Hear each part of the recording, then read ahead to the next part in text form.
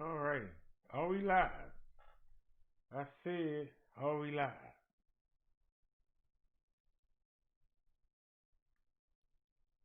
Are we live in his ass?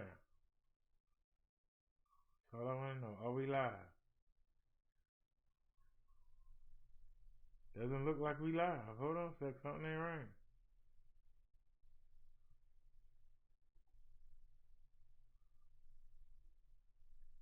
Are we live? I need to know. Are we live? Yeah, I'm not feeling too well. I'm going to lay down for a minute. If y'all can hear me, I'm not feeling well. So I'm going to play this video and I'm going to lay down for a second. And hope y'all enjoy it. Turn Windows Media on. And let's make it full screen. Oh man, my stomach is churning. So,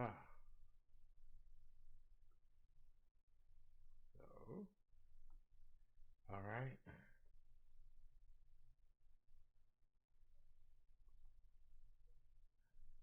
Oh, hold on, one more thing. Wait a minute. Well, forgot something. Turn that.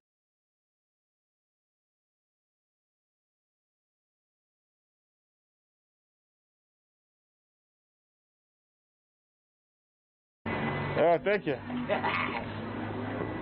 Medicare provided. Wow. I'm gonna be at that point one day. I won't give me one. All you gotta do is get the right doctor. That's the only thing holding you back. The right doctor. Jeez. They got this boy for nothing. Here we get some music, because their music gonna get us copyrighted.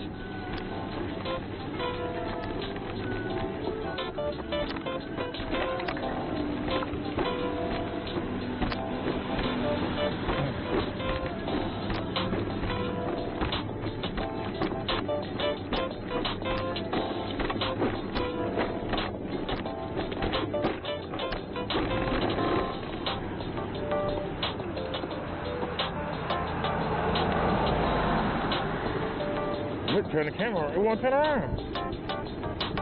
It still won't do it. That don't make no sense. Everything I touch won't do what it's supposed to do. Everything that I won't touch won't do what it's supposed to do. But I gotta tell you, we've been trying since March to get an N95 mask. It feels good. It feels good.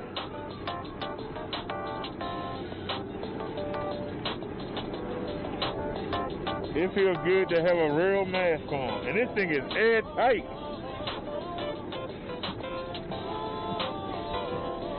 Now, if we had a real president, I'd be able to take this somewhere and get them. Y'all understand what I'm saying? I'll be able to take this somewhere and be able to get them to hook it up for it.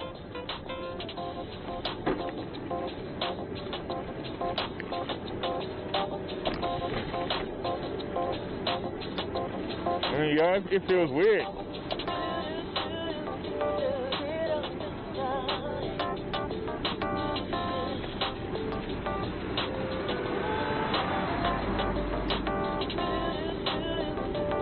Now watch, it'll come right out.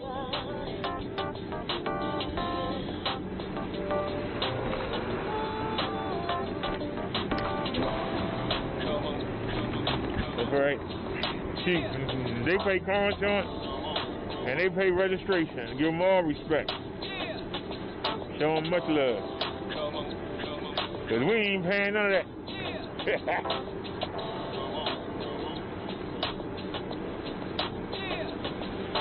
Now this one ain't doing its job. You supposed to be letting me know who coming, how fast, and when. You ain't doing your job, sir. You doing your job now.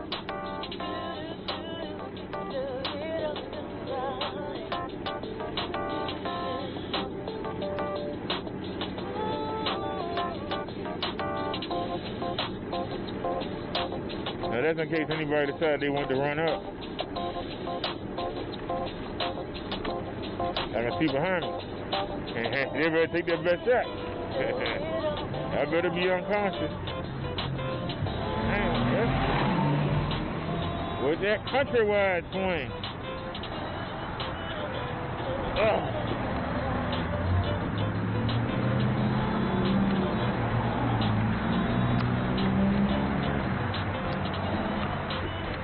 Hey, what's going on there?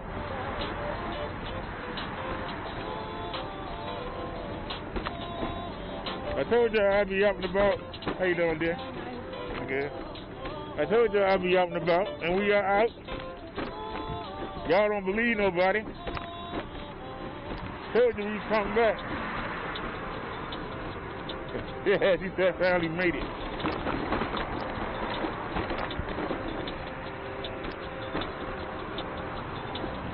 Well, with the $20 that I put up last week, and with the $5 that Sam donated,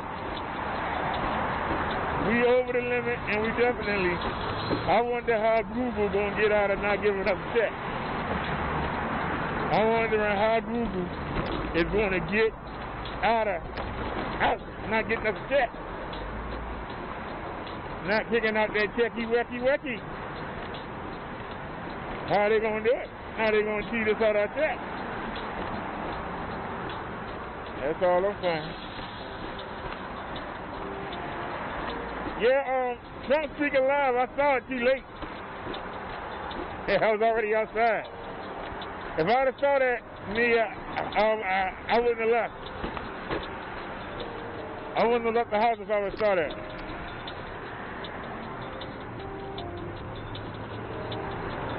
This is really, they got that pole right there. I can't get by it.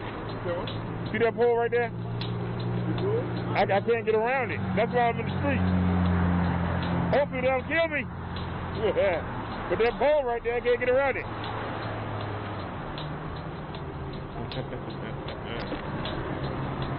Let me get back on the sidewalk. That daggone pole. That pole ain't no joke. That's why y'all, we just went on and went to the street.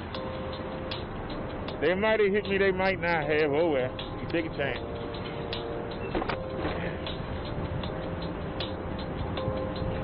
You take a chance.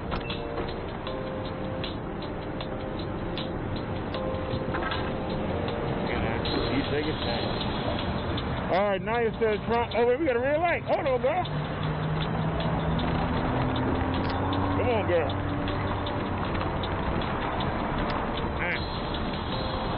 How you doing?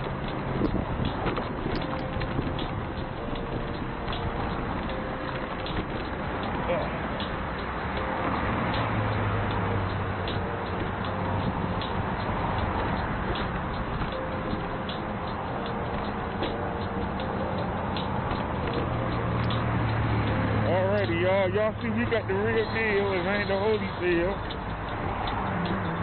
Nia said yes, GDS. You can watch them later. Be safe in the traffic. Well, y'all, we just going down here to Walgreens.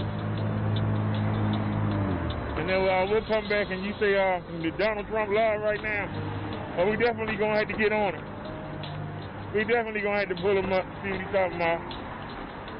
Hear his excuses. We got to hear his lies about why he's not conceding. Got to hear him whine about not giving up. He know he lost. How you doing? He know he lost to Joe Biden. He lost to an old man and a black lady. So he need to come on in and just come clean. How you doing? He need to come clean and take that whooping. Donald Trump need to come take that whooping. Come clean and take it. Not only did you lose to a feeble old man, you lost to a black woman. It's time for Donald Trump to give it up. Give it up. You done, sir. You done.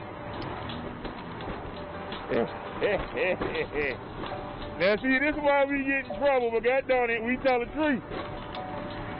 You don't like the truth, you can't hang here. Over there where people lie to you at, if you can't handle the truth, you ain't got no business being here. We tell the truth. And we don't care about the consequences. need taller trees. Jeez.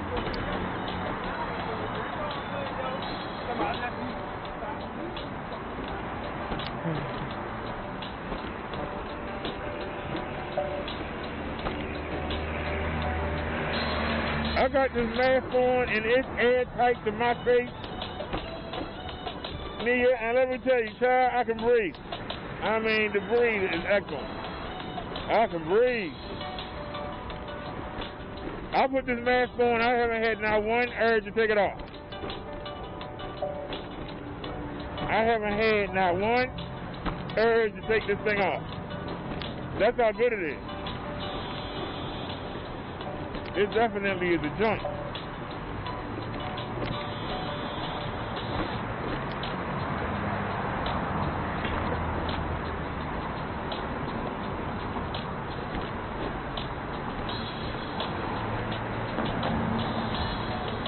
We gonna make his move for this. And you know there's another car coming. And another car coming. It's rush hour. It's the worst time to come. But I wanted to come because this is when the people gonna be out. So I'm going to show y'all the city, what's going on. There ain't nobody out.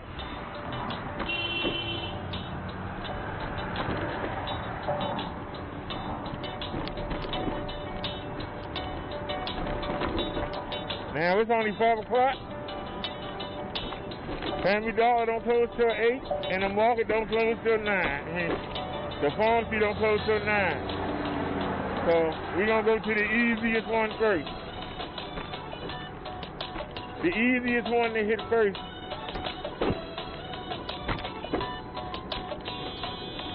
is the easiest one to hit first is the pharmacy. So we're gonna hit that first. And then we'll go in there and get what we gotta get.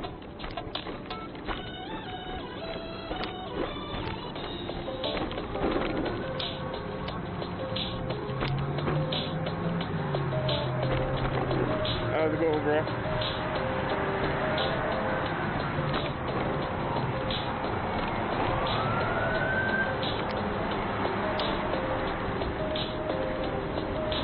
Uh-oh, police rolled up on somebody.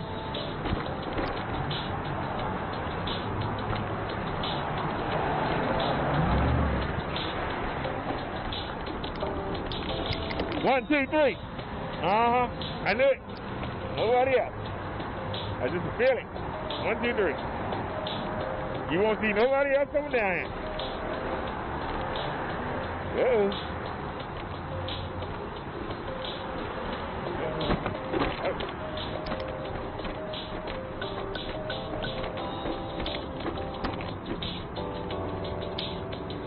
Uh-oh, something happened on the bus.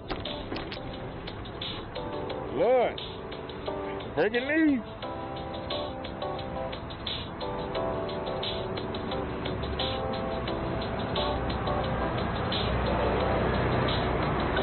Y'all, let's just see if we can get a better view.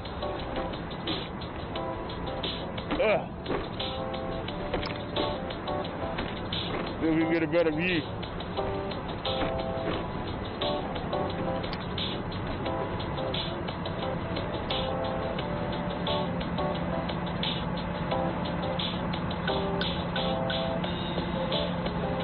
Why they always get the back?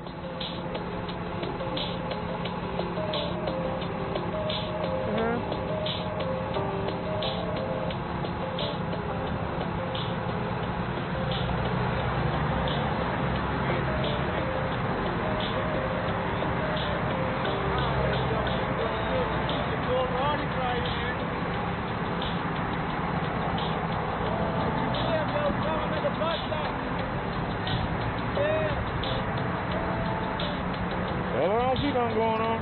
I thought they had somebody was gonna lock up or something. All right, y'all. I thought we had some breaking news there.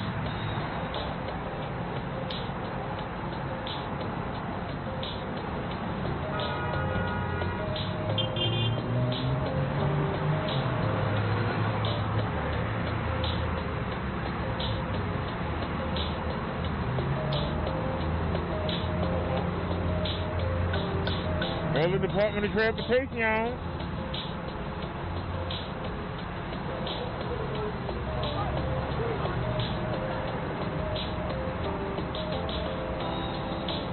Alright, y'all, I'm bored.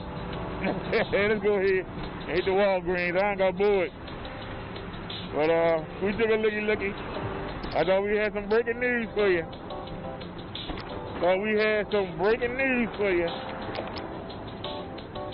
Let me go around the side, make sure there's nothing coming. I can see that.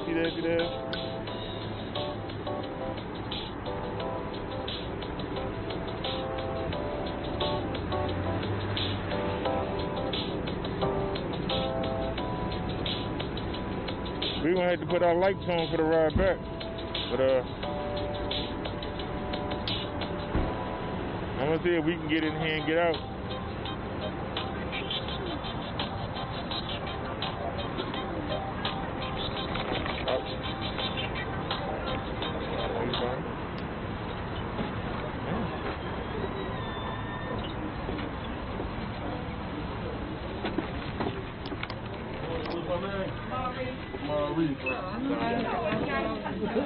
Oh, they got a lot of stuff on sale. Let me see.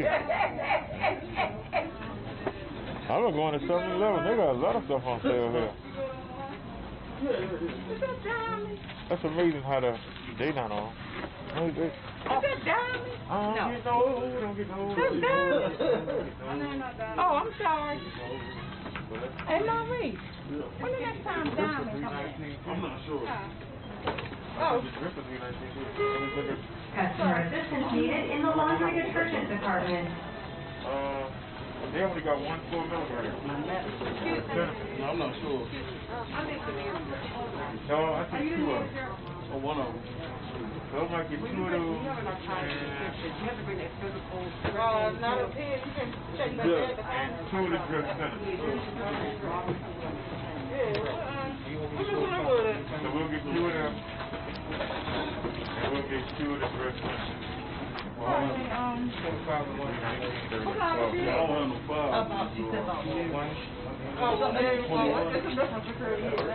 Okay, so I'll stop by a little later and try to leave. So let me get a line. We ain't going nowhere. Customer assistance needed in the laundry detergent department. So let's turn around.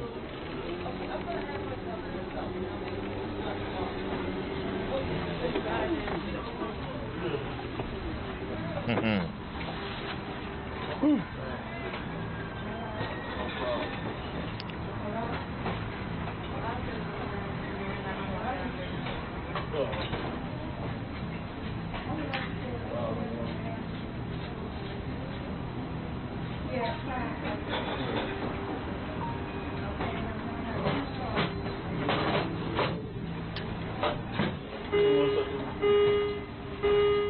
Customer assistance needed in the laundry detergent department. Is that the one over here? No. Oh.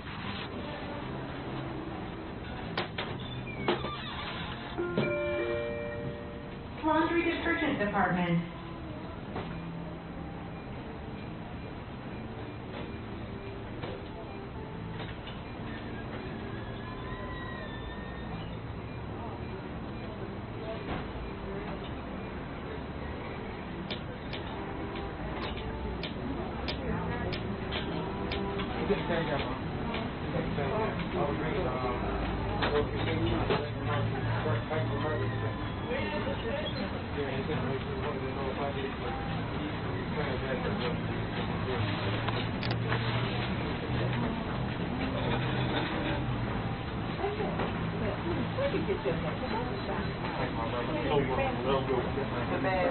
I got it from myself. Might can find more Amazon. Can you do me a favor, sir? While you right there, can you get me on the top shelf? Can you get me 4 of the red boxes, the ones in the middle? Yes. Now let me get 2 of them. 2 of them 4 milligrams, and then right there, 2 shelves lower at the drip. I'm down to you. Can you give me 2 of the cinnamon? The cinnamon's 6 milligrams. It's 7. All right, 7. Okay, that works. No. As long as it ain't 8, 8 too strong. Appreciate it, bro. No problem. I just wanted to see you that walk. Thanks. Sir. Whew.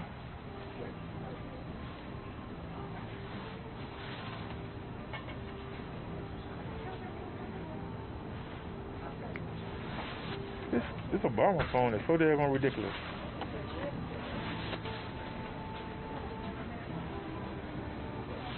What you say now? It was a medical emergency. I don't know what's going on across the street, but I thought maybe they had some robbers on there or something. Somebody was gonna be a shootout or something. They ain't had nothing going on. That's why I say I don't never get lucky.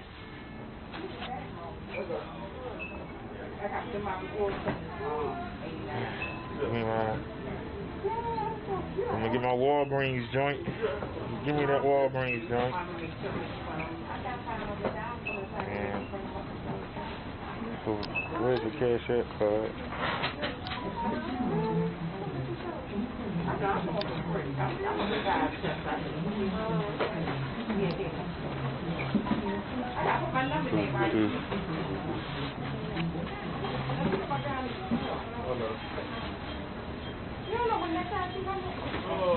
Probably tomorrow. You work tomorrow? Yeah, I'm tomorrow morning. She probably work tomorrow. I'm gonna call her. I was trying to save my lighting. And Cause we got lights. at the same time when both y'all get got to do both y'all. You know what I mean? I'm gonna do two of them. I'm gonna do the crux and everything. It's like apple right there. And you put it in, and then when you slice it and heat it in there, make the crust. No, I'm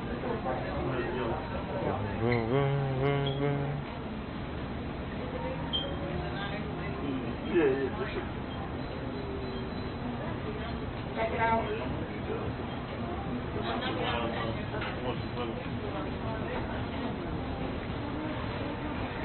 I had a boy. You had.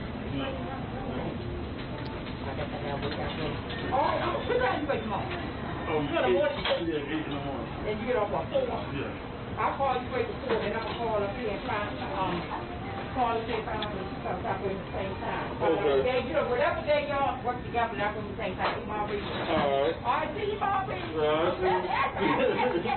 Ma'am, you next?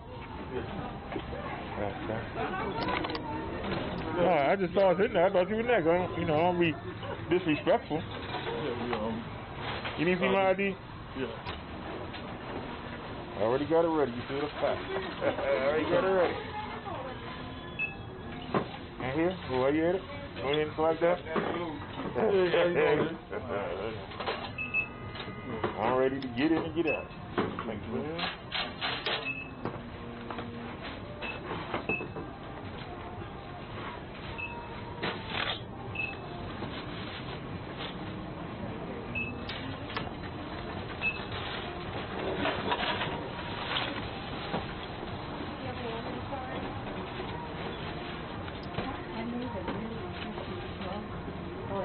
And now she come back with, hey, she gave the battery a chance to rest. We back up to 4 bars.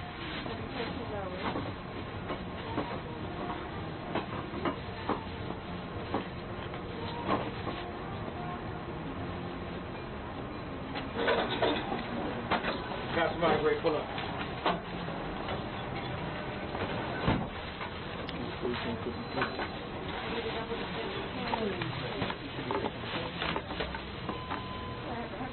Is it in?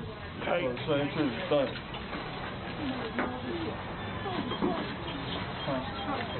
I'm gonna be good. Is it approved? Yeah, my name ain't Maurice. Yeah, that's what she called me. My name gone up. His name is not Bob. Have a nice day. Yeah. Appreciate it, buddy.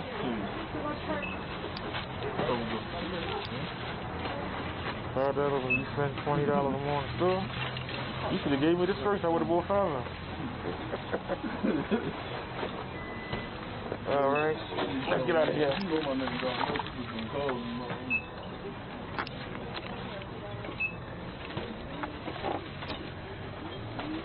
Beside you there. But this thing better not go off. Especially I got 2 damn receipts in my hand. This thing go off how it fit. All right. Alrighty, everyone. So,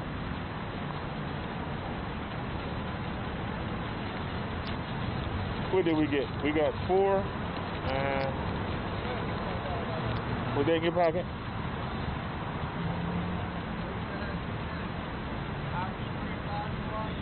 Yeah, that's why I said there's no way to get these out without hitting somebody with a knee. There's no way for them to get them. Not without catching the front knee.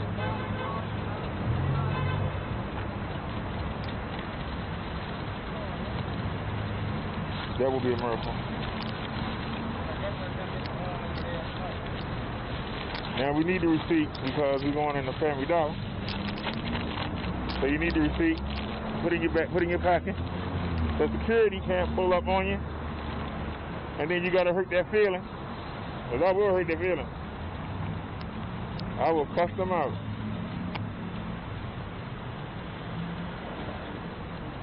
I will not hesitate to cuss somebody out.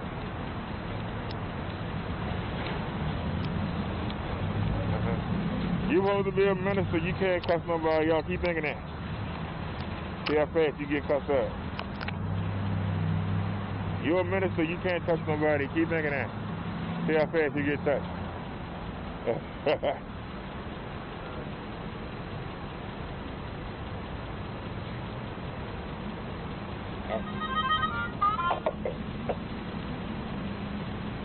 This mask gets tight. God darn, this boy just choked the heck out of me. Trying to get it out. All right, let's go. You got the receipt right there. All right, let's go.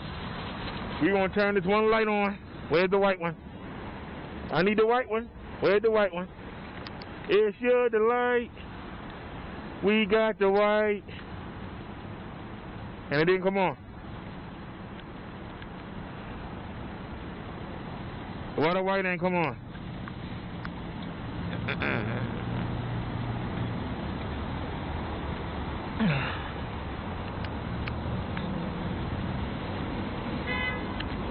I don't understand what's going on here.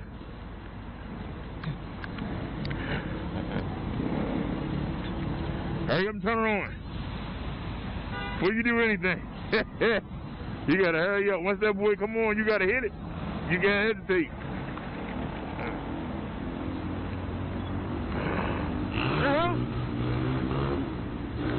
Get your ass in there, son. All right, hold on. It ain't going in. That one went in.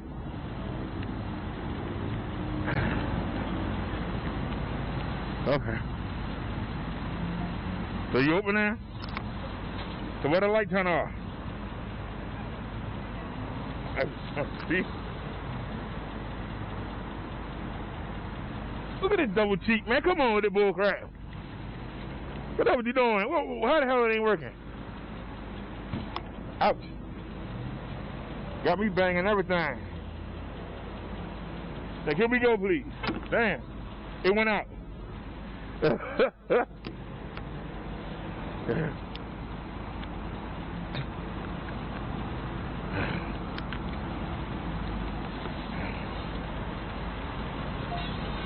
Why the hell the light keep going out?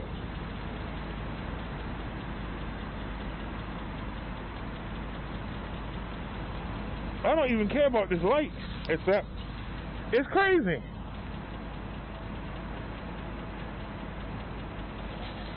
Something ain't right.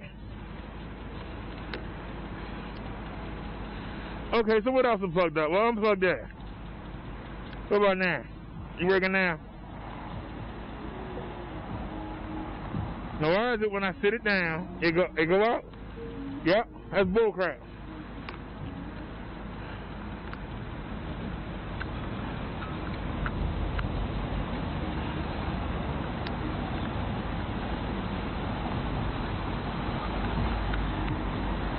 So you're gonna hold us hostage. You're gonna hold us hostage. You really are. You really that petty. All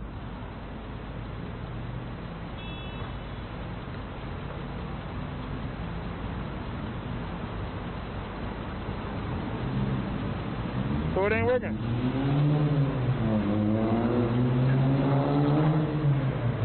I ain't gonna worry about it. Let's go.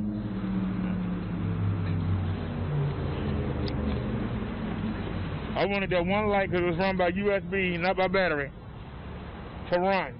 And we couldn't get it. So now we got to use the ones that run on battery. When we got one that don't run on no battery. But I ain't supposed to believe this bullcrap. I ain't supposed to believe this is bullcrap. Y'all understand what I'm saying? We got a light right here that won't turn on. For no reason, it won't turn on. All right, it's on now. It was on.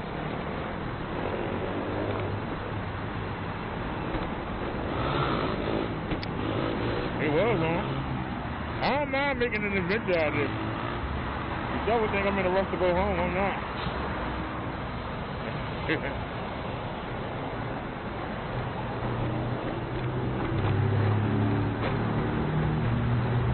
As you know,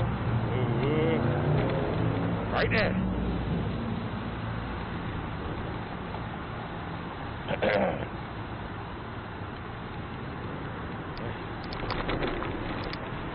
I can tell y'all right now, I should have got 4 of these.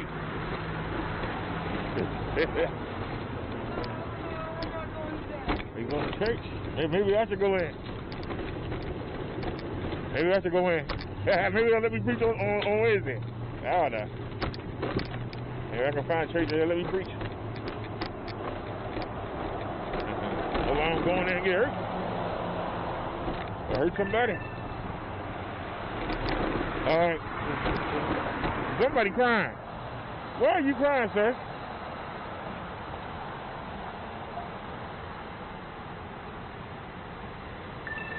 No, we want to hear you. Are you charging? Why are you not charging? All right, y'all. We might have to give it up. Let me.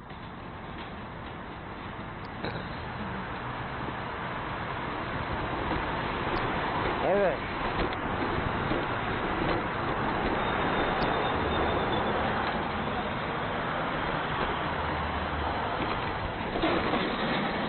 Turn the speed down a little bit.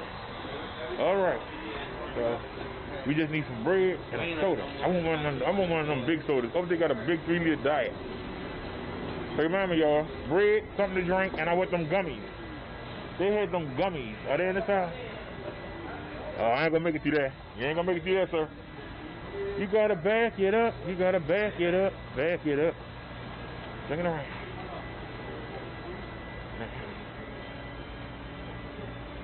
Alright, now go in sideways. Take your time. Still gotta hit something. Daggone Murray. I'm in the wrong aisle. This is daggone kitty aisle. I ain't no kid. There ain't nothing that I can use for the show in that aisle. Is this it? Well, there's the bread. I wonder if they got the dollar bread today. How you doing, sir? Pretty good. So they got the honey wheat. They got oven fresh white. Let's give it a chance. I think I bought 18 eggs. So that's 1, that's 2, 4. It's enough. I still got a basket. I don't know why I didn't get a basket. Well, you still can, sir. But that's not what we're here for. We're here for them lifesavers. Where the lifesavers at? They had like 5. Where the lifesaver gummies at? That's all I want. Them, give me something to drink and I'm out of here. No, that's the hard candy. I want the soft one. That's a hard. There you go. Of course, they ain't got none. 1, 2. I came here to get like 50 bags of these. They ain't got none down here. I came to get like 50 bags of these. You know, they had while I'm doing the show. Just wanted to have something to suck on while I do the show. They only got 2 bags.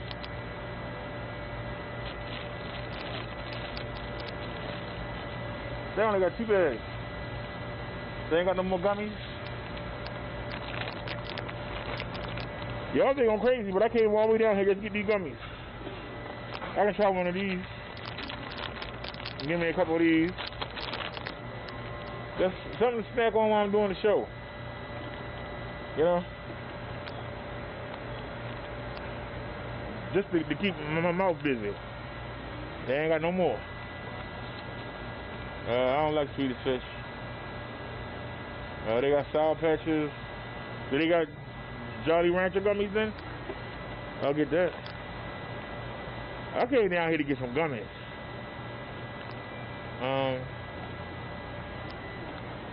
That's why I bought the, let me see, hard candy. I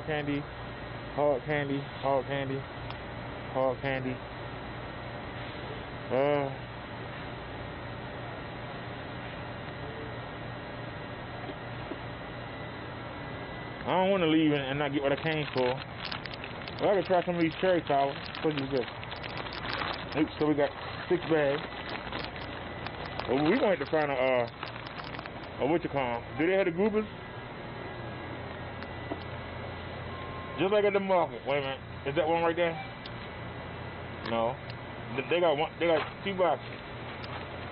Oh, you don't need no more. I came here and went crazy.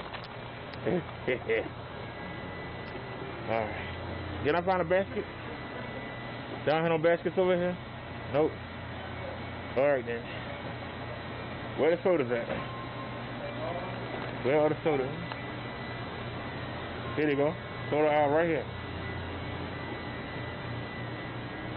Where are their version? I want their version. This is Interface Security, monitoring and recording all activity at this location using live audio and video. Alright, who cares? All persons and activities in and around this location are being monitored and recorded. And do your job. Well, I really don't want this, but I'll take it. I want a Diet Cola. I don't see no cola. I see Tiki Punch in the orange. I guess we can go with the fake Mountain Dew. I guess that'll work. We can go with the fake Mountain Dew. Now, can I make it out of here without losing nothing? That's the question. But I don't have no Diet Cola. No cola, huh? All the colas are gone.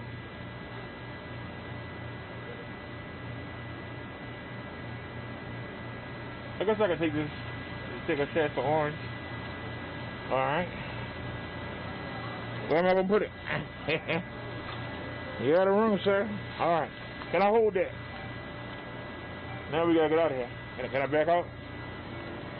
We're backing out. Still looking. Still looking. No, they don't have any cola. So we gotta get over it. They don't have no cola. Alright. So we get out of here without hitting nothing? That's the next question. I would turn that light off, but it took 5 minutes to get it on. So I hope it don't bother nobody. But it took 5 minutes to get that daggone thing on.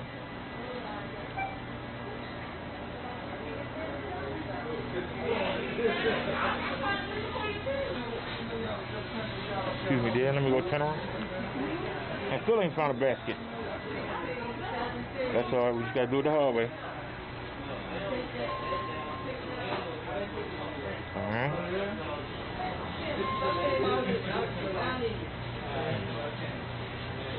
They got one register open.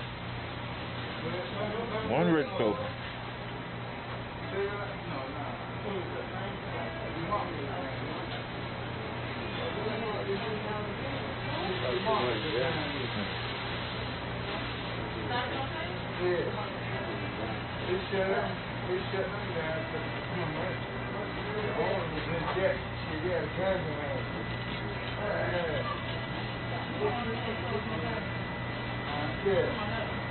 I should get some ravioli. I don't feel like getting that line. It's good, got some ravioli.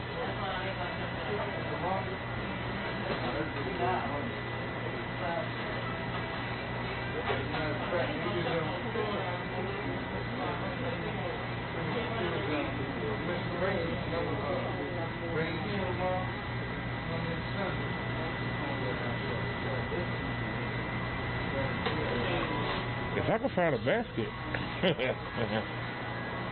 I'll go over there and get them meatballs in the stir fry. Do I feel like getting them?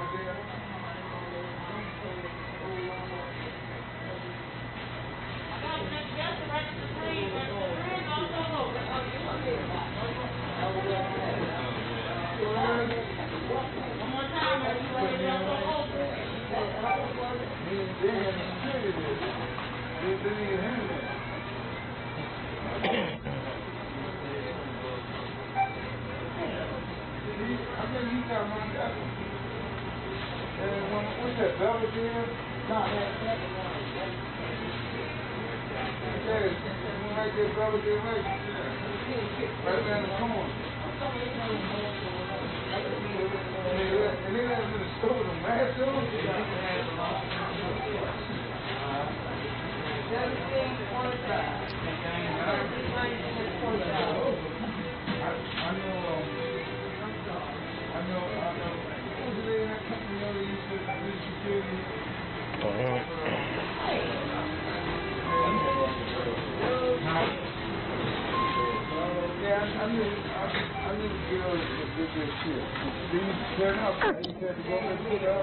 Still can't reach it. There we go. Alright. Now.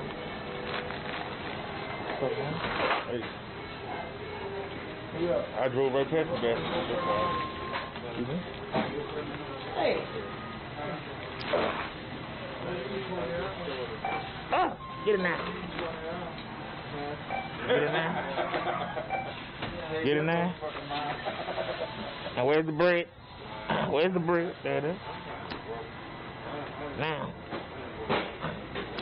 Can we get it to sit on the scooter? Yes, we can. All right. Now we good. So I'm gonna go ahead and get the get the meatballs and with the corn. Can I fit through here? Can a young man fit through here? Yes, I can. All right. Now, it was right here. Where the stir fry at? That's one of them. Hold on. What is it?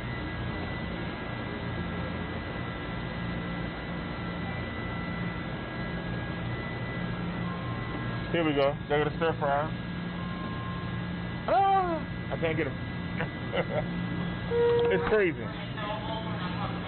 Back up some. Try it again. Oh! They give me two of them. One. Ah! This is embarrassing. Alright. Alright. And where the meatballs at? Right there. That's all we wanted, and we done. Alright, what they get in the basket? Alright, let me out of here. Alright. There we go. Turn around. Somehow I gotta turn around, y'all.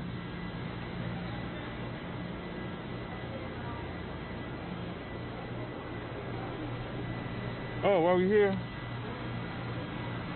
how much did the next one?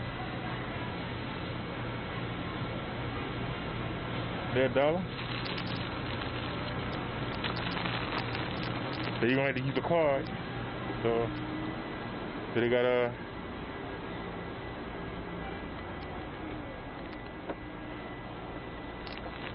and they got the paper towels. All right, let's go. Let's back out. Can we back out? All right, let's go.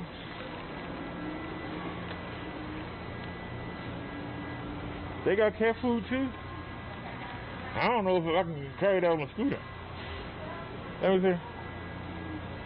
Since we're here, y'all, might as well take a look. See if they got Davy's cat food. How much is it? It's $9. Yep, that's what she eat. How am I gonna get it home? I should have put the wagon. I don't know how I'm gonna get it home. Wait a minute. Smart coupons.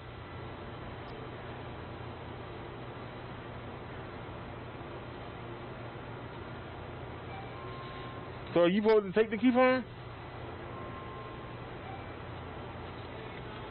So I'm supposed to take it? Well, it's not coming off.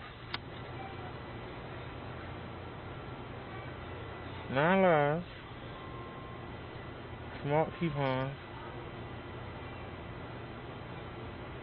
It's only 12 pounds. We get 20 off of Amazon. So this is 13 pounds. So it says this. How do you get the smart coupon?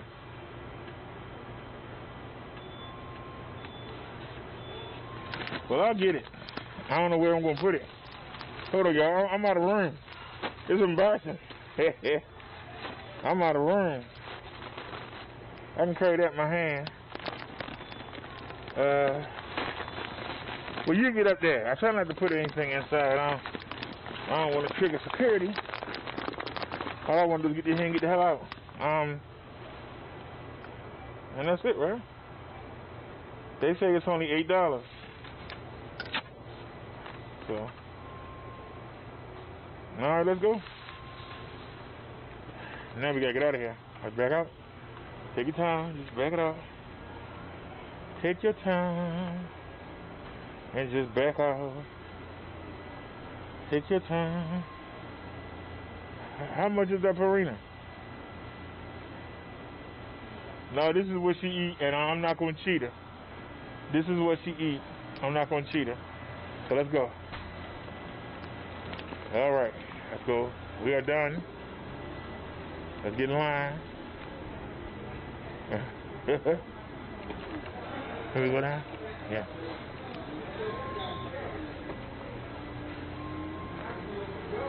All right.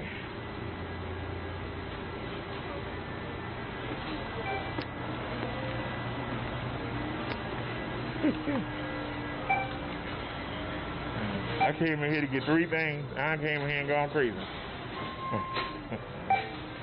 Maintain the 6 feet. Put this up first.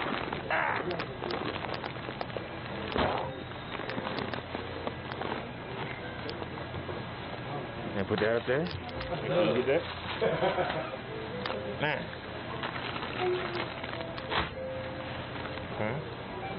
You got the paper towel, you got the napkin, you got the...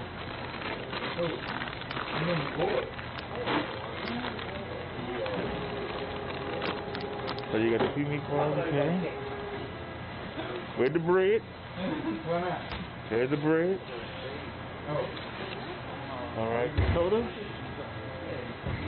I came here and loaded up. I done lost my daggone line. Is that there?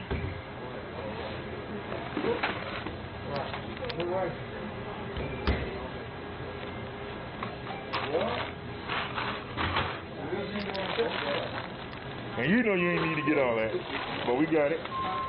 We didn't need it, but we got it. All right.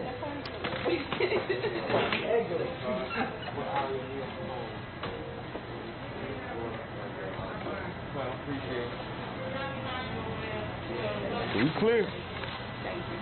Are we done? Yep.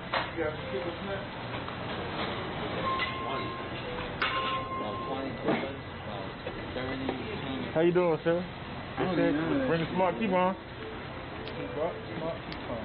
It says smart coupon. I cannot stand it. Well, it says to bring the coupon. There it is. Oh, it says smart coupon. You don't rip the thing off. Well, it says smart coupon. You supposed to bring it? No. You hear the red. When you said that, you should have read the top. I picked because it was up in the thing. I had to pull it out. At that point, what good is it? It's for the $70 app. Huh? You have to download the app? Yeah. So to get it for $8, I have to download the app? Yeah. $5. Hold on a sec. Where's the market? See, this how you learn. Ain't no embarrassment. Put hands on the side while he do that and ring the next. Yeah, you can go ahead and ring up the next person. I'm sorry, I don't want to hold you up. Family. Step one open, y'all. One open. One open. Oh, you want this? Oh, my bad.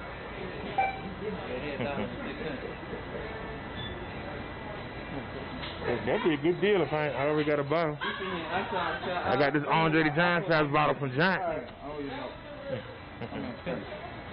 No, your pen for a you can do that when you get home. I'll put my smoke. Oh, well, it's downloaded. See? It's open? Yeah, give me that receipt, man, 'cause I don't want... Go ahead, ring him up. Man. You know, he's the police. I gotta make sure my shit's in order around him. He locked my ass up. Right, Trump?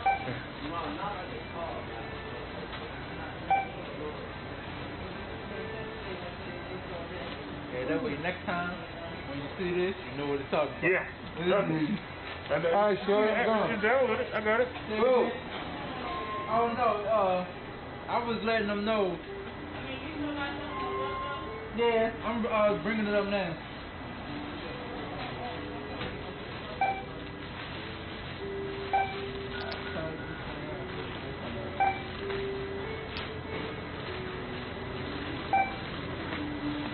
I gotta figure out how I'm gonna carry this. Well, I guess that's why you got this. I'm gonna be honest with you, I have a wagon. You know, a wagon that clips on to the back. I didn't bring it because I just came here to get the bread and some snacks. I can't hang out crazy. I came here and bought a whole bunch of stuff. I didn't come buy all this stuff.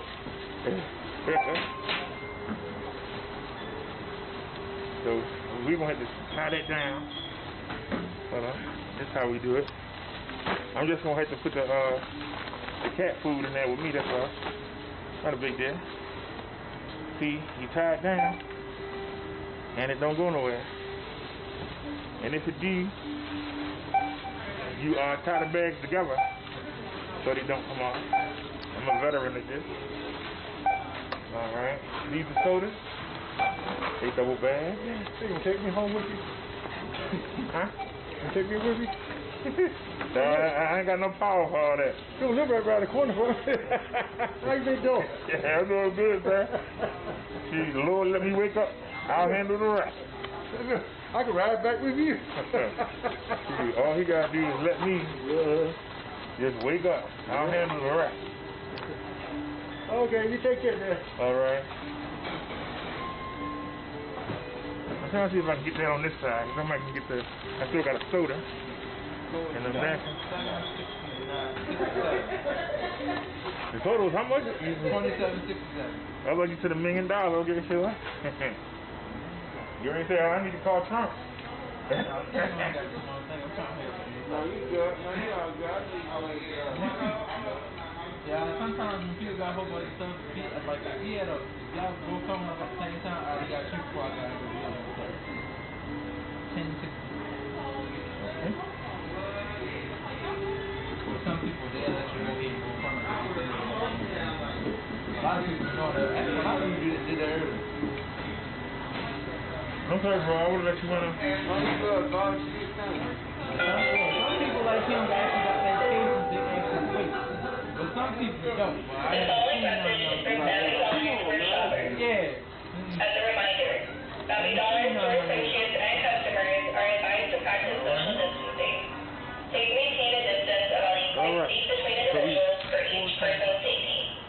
Thank you for your cooperation as we do our part to keep our community healthy. This is right here. Put that on the end. How much you said? Soda. Yeah, I appreciate it. Take it easy. Have a good one, buddy. Much love.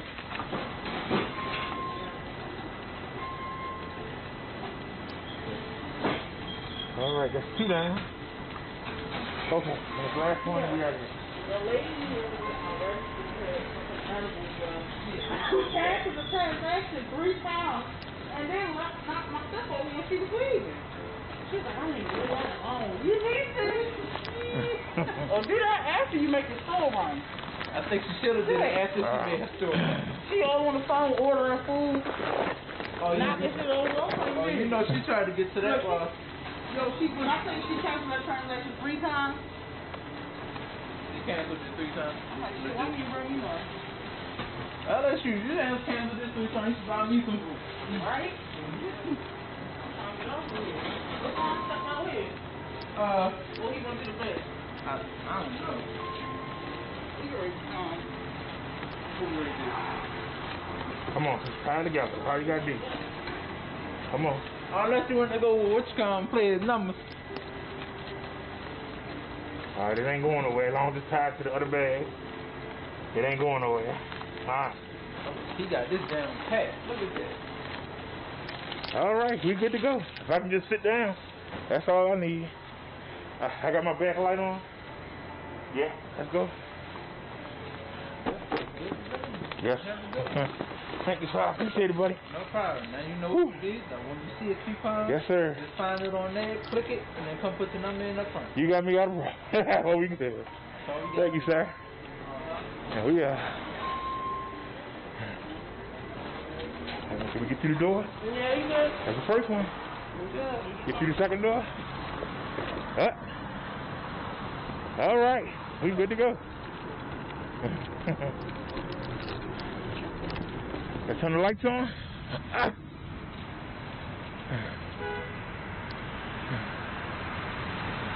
Let's go.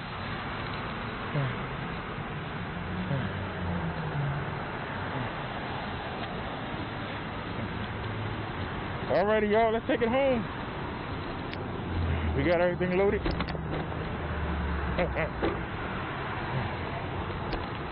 So we got everything right. Alright, y'all, let's rock it and roll it. I went there and went crazy. I went there to get a couple things. I went there and went crazy. But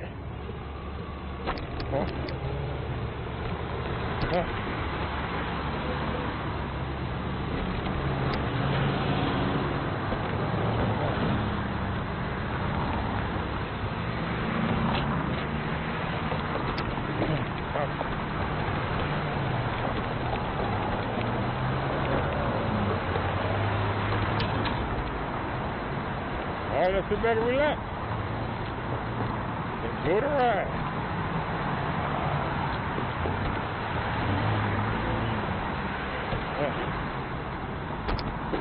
Alrighty, y'all. Yeah, I got my new mask. Y'all ain't see it? We got the real deal Evander Holyfield, and it feels good, too. Let me tell y'all, this mask feels good. I can breathe in it, and I know I'm being protected. It's beautiful. And I was just fussing about Davy eating her food up, and I was going to order her some food off of Amazon, and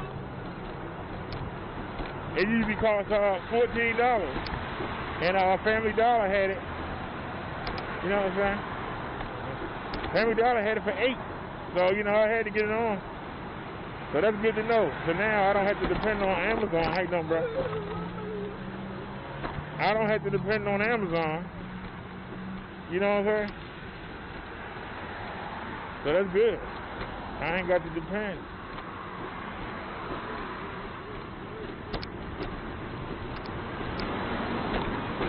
Now we got to fix this mirror. Bring it down so I can see behind me.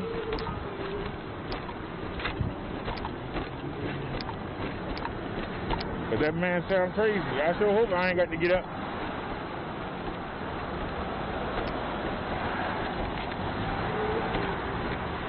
I'm telling you, if I got to get up, somebody get hurt. Say that right now. If I got to get up.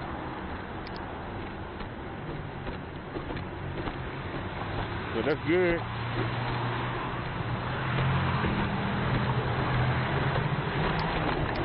It ain't no curve right here. This ain't nothing but a hard bump. So let's just deal with it. First one, second one. There you go.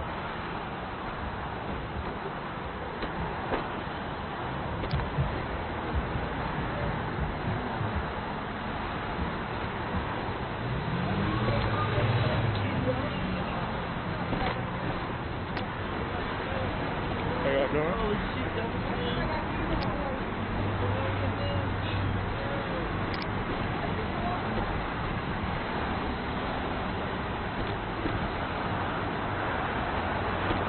Alrighty, y'all, so we got everything.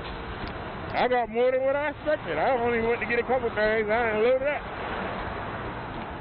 So we're not going to have to come out the house for a couple days. I'm good. So that made it all work.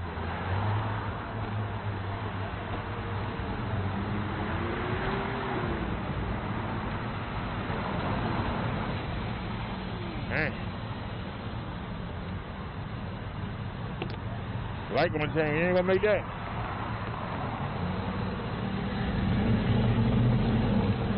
Everybody in that mobile out here.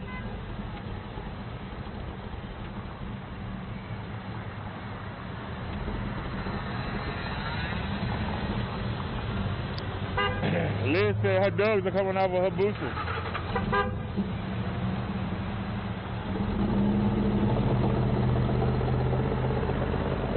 The other kind of person that caused accident.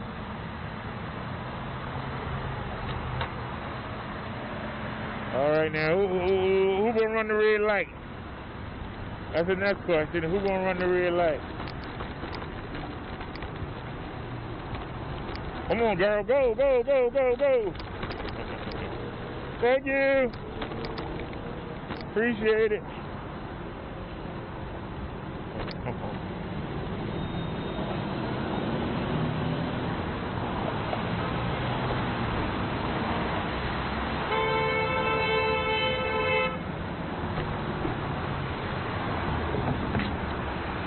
I know they ain't blowing at me. I don't feel like hurting nobody today, but I will.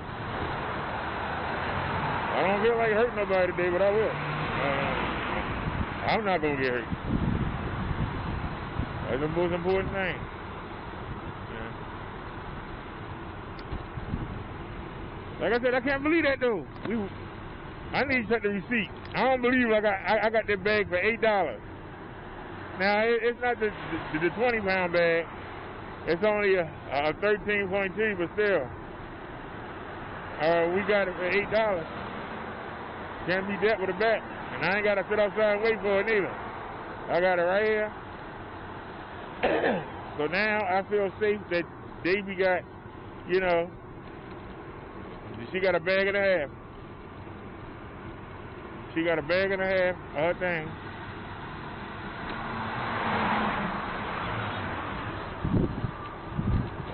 Ouch. That just pulled up from the floor. And we got to go through it. No! Ow, ow. Ain't that bad. Oh, look at this curve, though. They smoothed it out a little bit. All right, now we're going to have to go back on the sidewalk. There's a truck sitting there.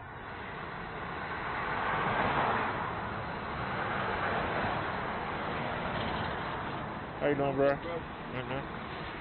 Truck going to make us get on the daggone sidewalk. Now he going to move. Now he moves. Made me get on the sidewalk, and now he gonna move. But it's all right. It's clear. So I'll sit back and enjoy the ride. You know, it's all good. It's all good. It's all good in the hood. One day in the hood.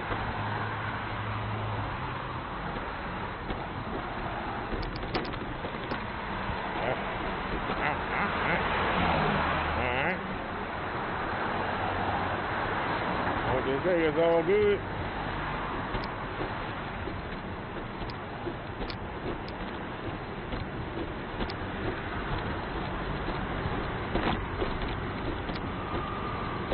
Y'all can see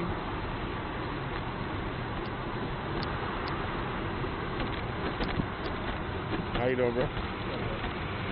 All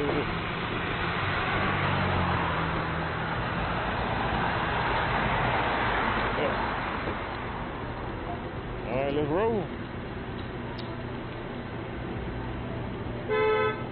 Dang. I ain't even been in the street for a minute. They found somebody that quick.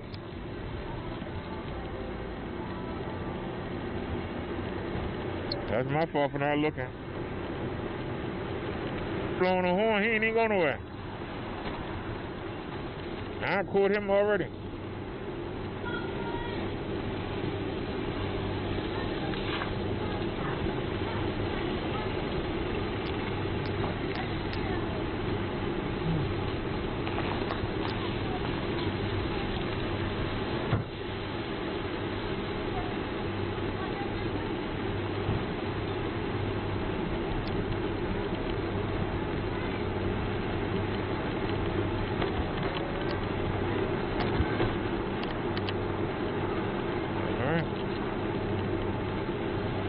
That's right, y'all. We wanted, what, 4.5 miles an hour? It beat walking. I see somebody coming. Get out the way.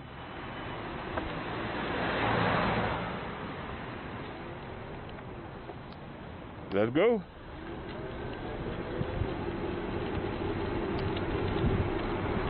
And we got plenty of power. All we gotta do is just watch out. We got a block and a half to go. I hear somebody coming. I don't see him. I hear him. That's rough right there.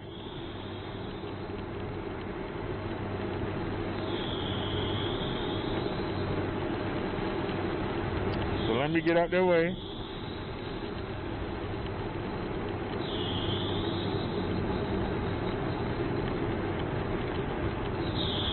They sure driving slow. Y'all coming away? Oh, he turned off. Ooh. Oh, Lord, they got the police down here.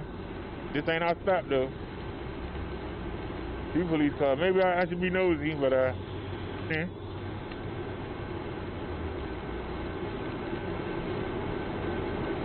They only got one block to go.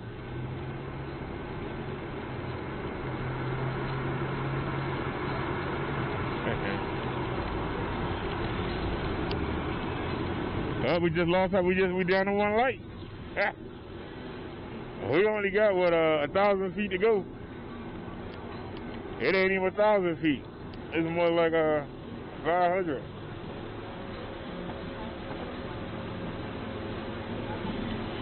And we are home.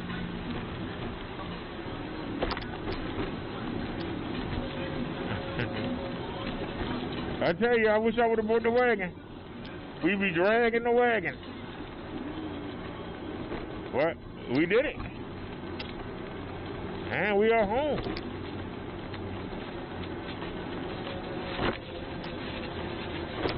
We are home. Home sweet home. Can I tell you? Home sweet home. All right, y'all, we made it.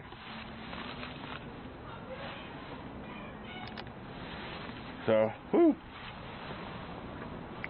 Turn the camera around. We made it, y'all.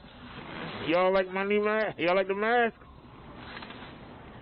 This is the real deal, man, the Holyfield. And let me tell you, it's tight on your face, form-fitting, and I can breathe. Now, what I'm going to do is, I'm going to cut a piece of the vacuum cleaner bag, and I'm going to put it where the hole is, so that when I go back to the Union Memorial, when I go back to the doctors, they are going to say, oh, you got a piece right here. And I'm going to say, I got a vacuum cleaner bag that's 97.7% effective. And this is a P95, which is 95% effective. So I got the vacuum cleaner bag. That vacuum cleaner bag is better than the mask. And I got it inside the mask. So I'm double protected. So ain't nothing coming out this hole like you think it's protection there. And hopefully you'll let me go.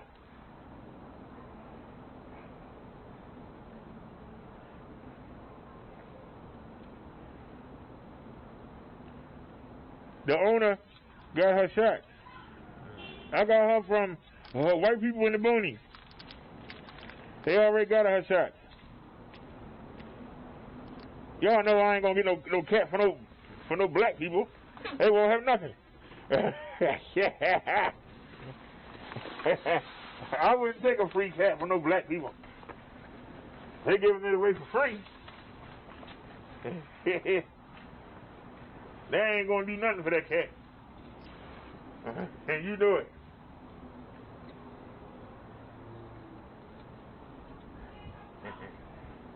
I went up there to the Boom Coon.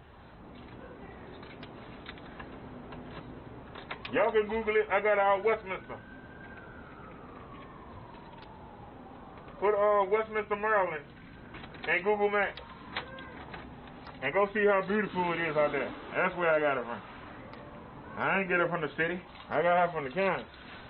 Way up there with the people that got some money. That's where I got her from. I didn't get her from the El Brokey Brokes. I got her from the county. You know?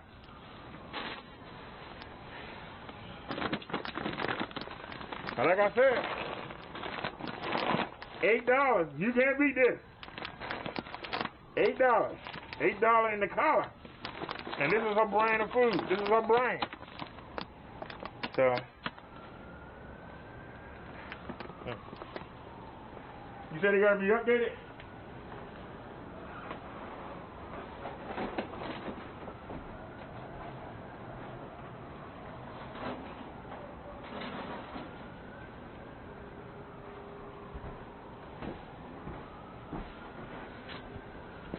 I don't believe it. That light actually works. This light on the bike keeps turning off. But it stayed on the whole time on the scooter. I wasn't even going to bring it because it didn't do nothing. I stand corrected. It did its job.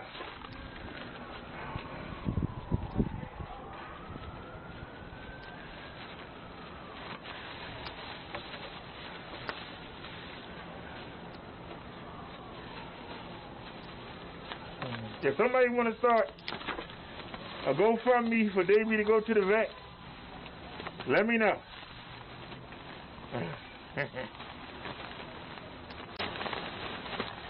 Because we're going to have to go over there off Falls Road, and the minimum is $150. That's the minimum.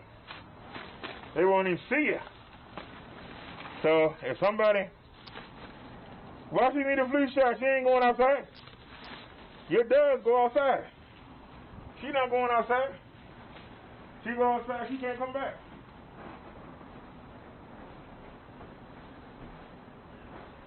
If they can't go outside, she ain't walking back. Look at that. She homeless. At that point.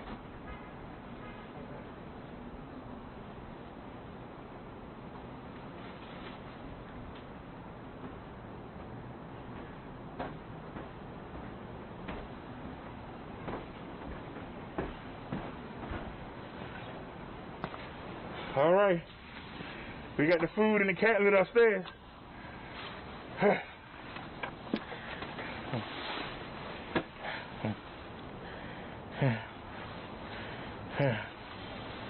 Like I said, President-elect Biden wins Georgia. Well, what Donald Trump gonna say now?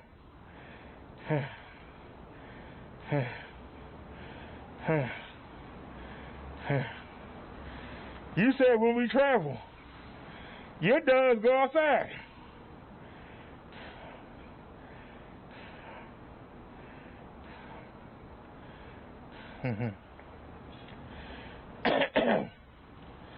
Whew. My first time Going up and down the stairs in a mask. Y'all notice I ain't took it off.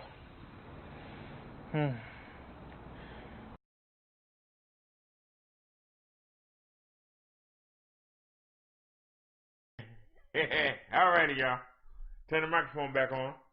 Y'all notice I did not take the mask off. Y'all are the first thing y'all do when I get to my house is tear the mask off. I kept that mask on even when I got in the house. I kept that mask on. It's in the bathroom. Rinsed it out. It's in the bathroom. Hanging up on the shower head. Drying. I'm going to bring it out here and put it on the hanger that holds my mask. And I'm telling you, I like that mask.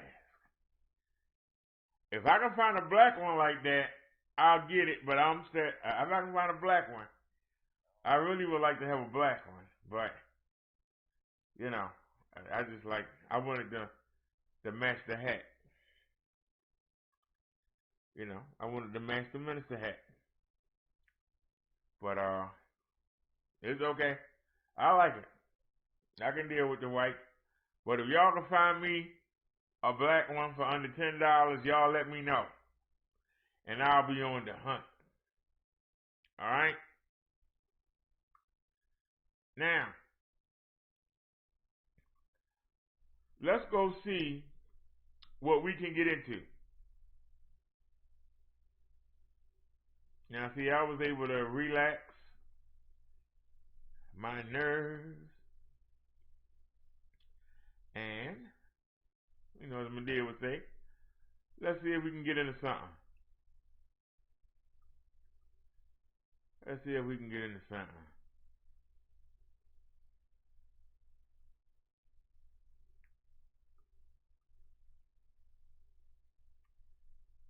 Oh, that's not good. Wish we had found something better to start us off, but hey. This is a few minutes ago. A deadly hit and run in Pasadena. Desmond Shaw is over the scene in Sky 2. Dan? Yeah, Pat, we're at Orange Grove Avenue and Marengo. You see Pasadena police here investigating this deadly hit and run. It was a man that was in the street and was killed by a car. Here you see another officer taking some photographs. The victim's still here on the scene as I widen out. Don't want to zoom in too much on this, but I think they're still waiting for the coroner to come to the scene. All they know is that they're looking for a black vehicle that sped away. Unfortunately, that's the only description. Not sure of the make or the model, and saw them looking to talk to some witnesses here earlier as well to see if they can get a better description on that car. But one person dead here in Pasadena after a hit and run crash. Live at Sky 2 overhead, I'm Desmond Shaw. Pat, back to you in the studio. All right, thanks so much, Desmond. Somebody is scared. All right, let's go ahead and check this out. Just ago, President Trump wrapped up his first public remarks since his election defeat with a coronavirus update in which he attacked the New York governor, Andrew Cuomo, by name. Governor Cuomo is joining us now. His new book, by the way, is entitled American Crisis Leadership Lessons from the COVID-19 Pandemic. Governor Cuomo, thanks so much for joining us. It was pretty extraordinary. The president took direct aim at you in his remarks in the Rose Garden. I want our viewers to watch. Listen to this.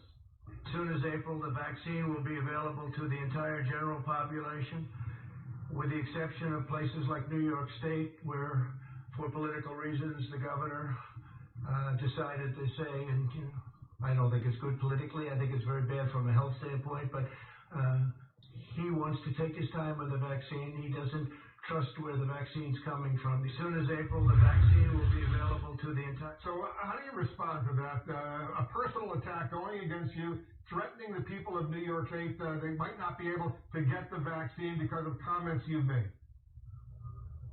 Yeah, well, first of all, luckily he won't be here, right? But look, what the president says is just untrue. At one time, a statement like that would almost be incredible. But with this president, it's common. Here are the facts. We trust the drug companies. Pfizer is a great New York company, actually. Regeneron is a great New York company. What the American people don't trust is President Trump. And every poll has shown, Wolf, yours included, that over half the American people are afraid that they politicize the approval process of the vaccine for political reasons during the campaign. So we're in a situation now where half the people in the country are saying, I don't know if I should trust the vaccine.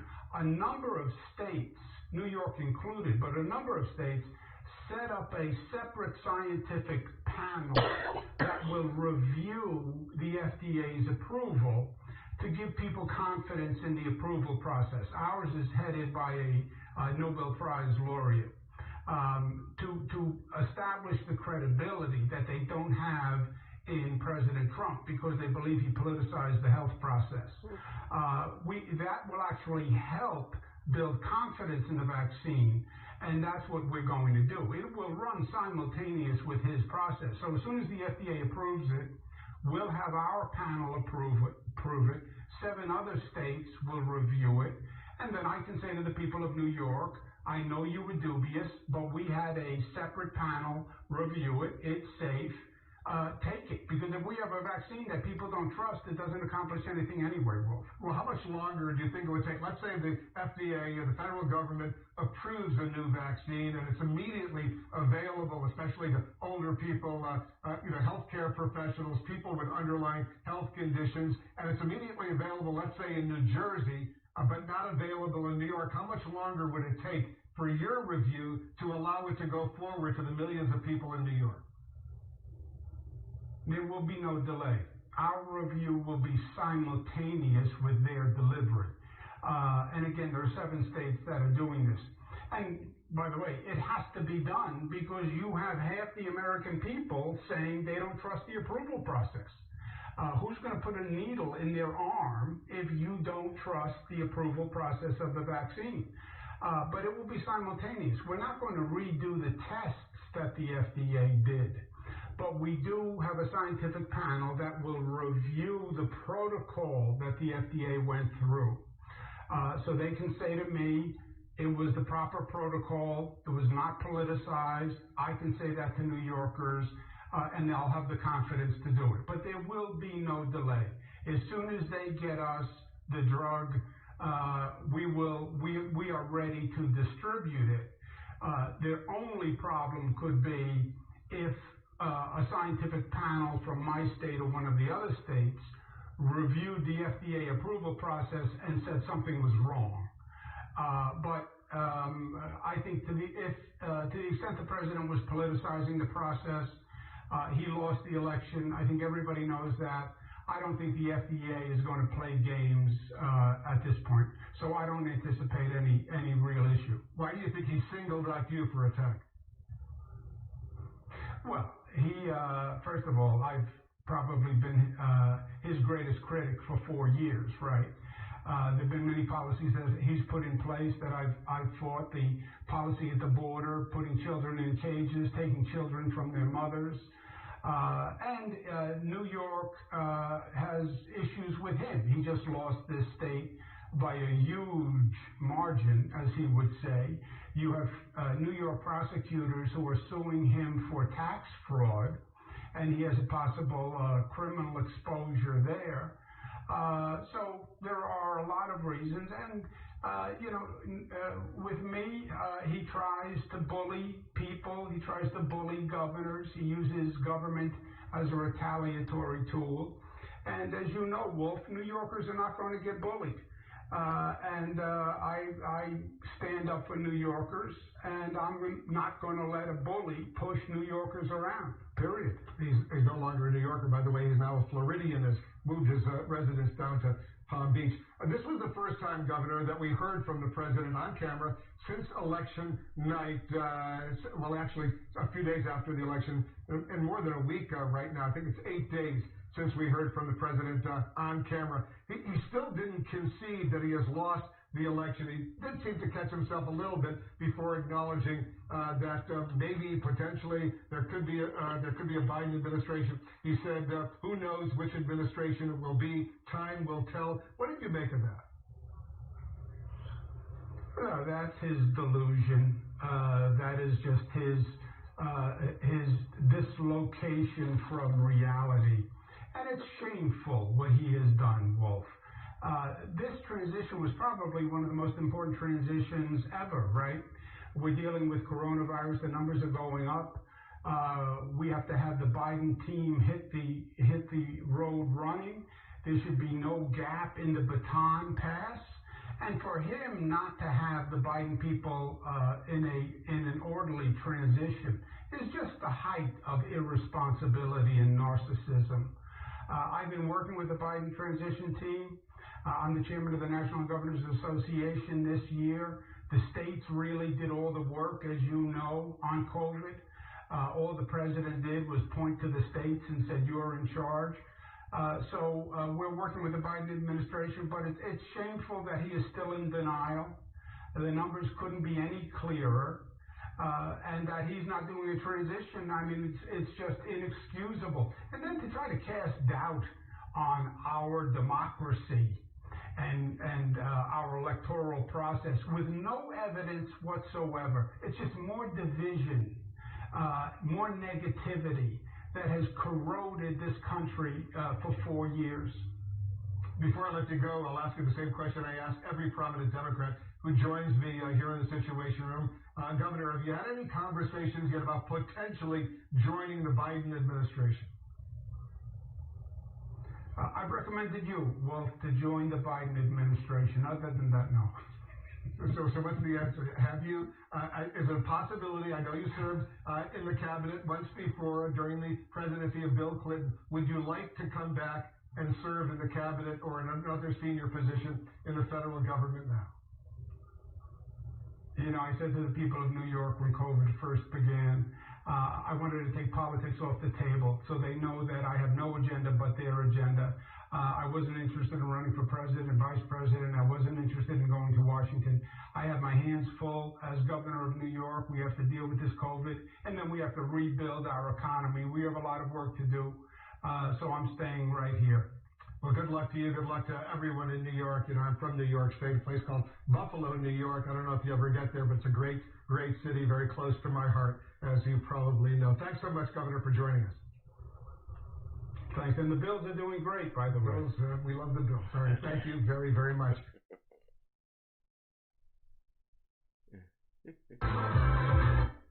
All righty. All righty. All right. McDuck says Biden has to really be careful on what he wants to do. He only has 51% of people that voted for him. If he decides to pass the wrong laws, the 49% will not follow him. But the farmer says, but I do agree with you. Laws need to be made a standard. Not every state have their own version of the law. And see, that's the problem. You just heard Cuomo say what I said. Isn't it amazing? Isn't it amazing that I say something and then later on somebody else says it? He says so himself. He let the states make up what they want to do and they don't want to sit back and complain about it.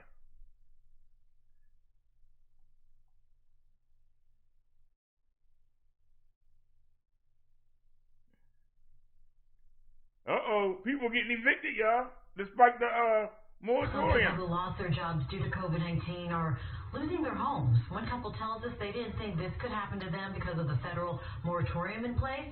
But on Tuesday, a deputy came in, posted a notice on their door. Fox 4's Rob Mance reports from Lee County tonight. Tina and Terry Cartwright tell me they've lived in this trailer home for the past 10 years. They were hoping to spend the rest of their lives here, but when Tina lost her job, they couldn't make the rent. They were hoping the federal moratorium would keep them safe from eviction, but then a deputy knocked on their door. Now Tina and Terry are working to get everything out before Monday. We got 10 years of stuff to put into a storage unit, and we don't even have any place really to go. The notice says the Cartwrights will be arrested for trespass if they're still here on Monday morning, but they don't know how it came to this. They're not following federal rules. I mean, I guess it's a federal law. I don't know, but they're not following it. But the sheriff's office says it is following the rules. In a statement, it said in part, quote, an individual claiming to be a covered person for purposes of the CDC order should seek appropriate private legal counsel or an appropriate legal aid program and follow the prescribed actions and guidelines.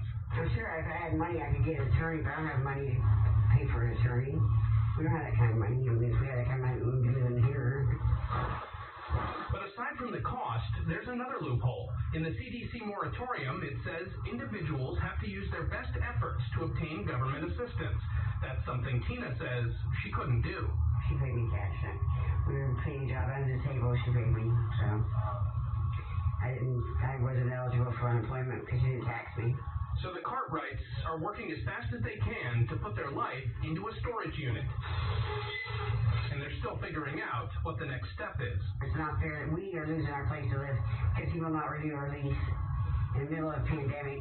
And today, I also learned the Cartwrights are not alone. The Lee County Clerk's Office tells me in the month of October, 311 evictions were filed. And the Sheriff's Office tells me it took action on 107 of those. Eviction filings have now gone up for the past 5 months straight here in Lee County. So here at Fox 4, we're going to continue following this growing issue. In Lee County, Rob Manch, Fox 4. Are you going to help him?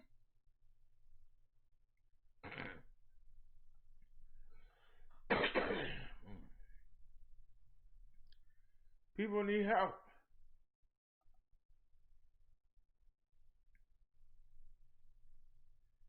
All right.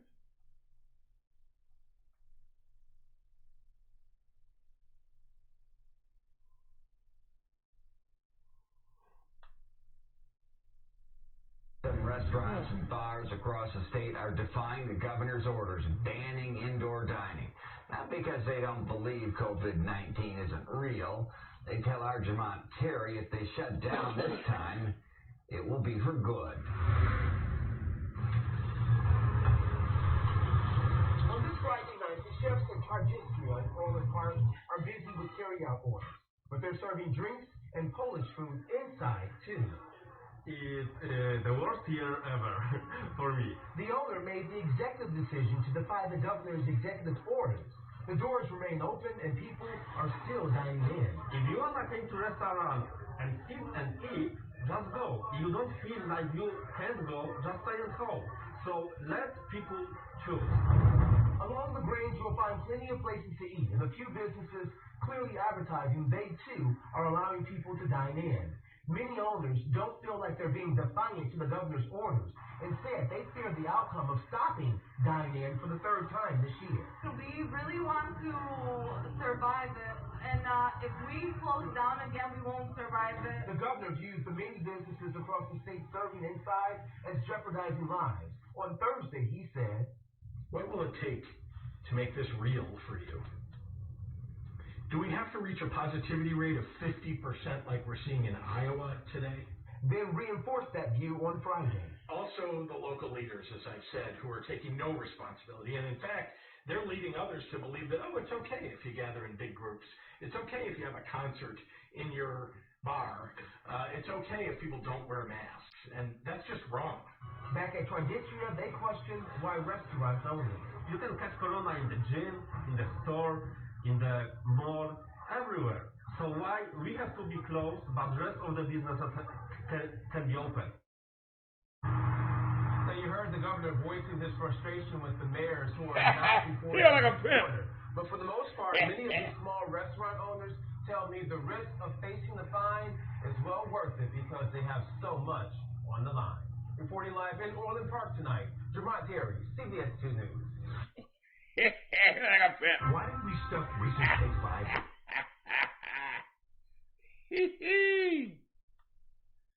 Oh, man.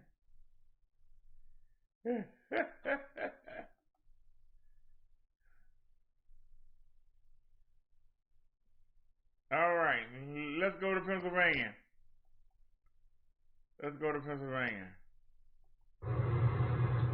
Jim, several law experts say that it's a pretty big long shot. The deadline for Pennsylvania's counties to certify their results is November 23rd, and really only one thing can stop that from happening. And they're asking courts to stop the certification, and that's what it would take for them. Temple Law Professor Craig Green says based on the court filings he has seen, he doesn't think that will be the case. This is pretty uncharted territory because the American election system just doesn't have things like this happen. Courts know the deadline they're up against. The Trump campaign has been largely unsuccessful thus far, but did pick up a win this morning in Commonwealth Court over the extension to fix voter ID issues. The judge said the Secretary of the Commonwealth lacked the statutory authority to issue that guidance, and that those ballots corrected after November 9th should not be counted. In a separate case from Montgomery County, a Trump campaign attorney argued that nearly 600 ballots were counted despite having errors. The judge asked, "Are you claiming that there is any fraud in connection with these 592 disputed ballots?" The attorney replied, "To my knowledge at present, no." These legal actions are doing more harm. There was a survey out in September that found that 32% of Republican voters in Pennsylvania would not trust the tabulation of the votes with widespread mail-in voting. So I shudder to think now about what that figure would be today and how many Pennsylvanians will not trust this outcome. He agrees there needs to be a deep dive in the state's election code and looks forward to getting issues fixed in the upcoming legislative session. We have every expectation that the results are going to be certified. We're going to wrap up this election, but the damage done to the voters' trust in our election process is going to be with us for years. And the way this looks to those who are going through these cases, the margin of Joe Biden's lead right now in Pennsylvania appears to be too much to overcome. Now, if the votes are certified on November 23rd, the next big day would be December 14th. That's the day the electors in Pennsylvania meet. Live in the Montgomery County Bureau, Matt DeLucia, NBC 10 News.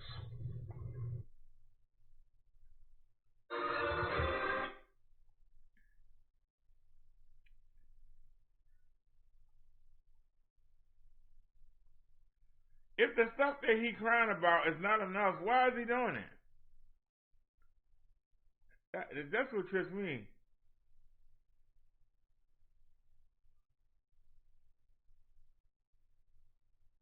Oh, wait a minute.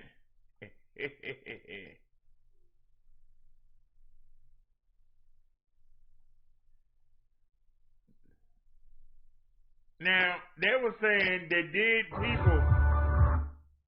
Wait a minute. I don't see a video. Where's that video at? Anybody see a video? It's on the side. I can't do nothing with it. Can I get the blow up? Amazon? Nobody asked me. Why can't I stop this?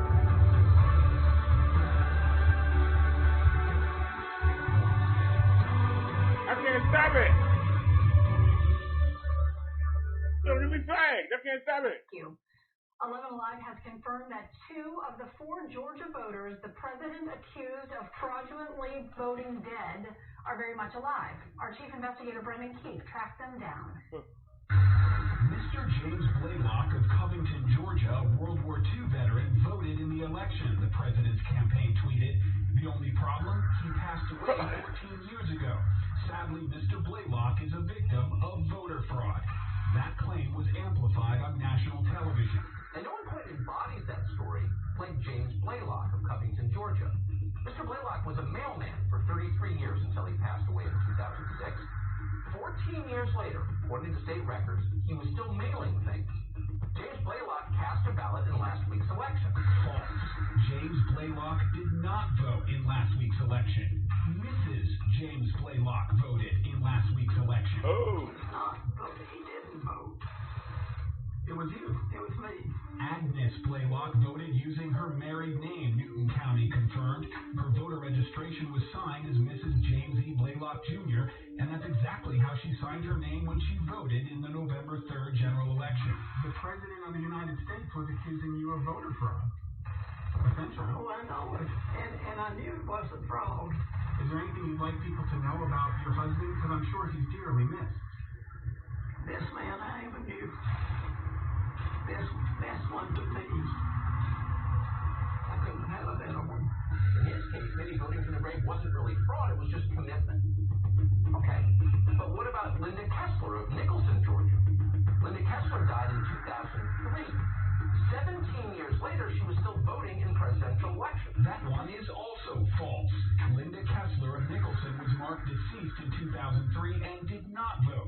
Linda Kessler, who has a different address, birthday, and zip, who is entitled to vote, did vote, said Jackson County's Board of Elections. The Secretary of State is investigating the other 2 alleged dead Georgia voters, but half of those named by the Trump campaign voted legally. Who did you vote for? You don't have to share that. I voted for the Democrats, for Biden. I see. I guess I voted against the other one, really. Our 11 Alive voter access team is still hard at work bringing you accurate information Okay. on Georgia's retally, runoffs, and more. If you have a question, email Oh, man. Y'all know Trump hurting on that one. Y'all know Trump hurting on that one. Y'all know he hurting.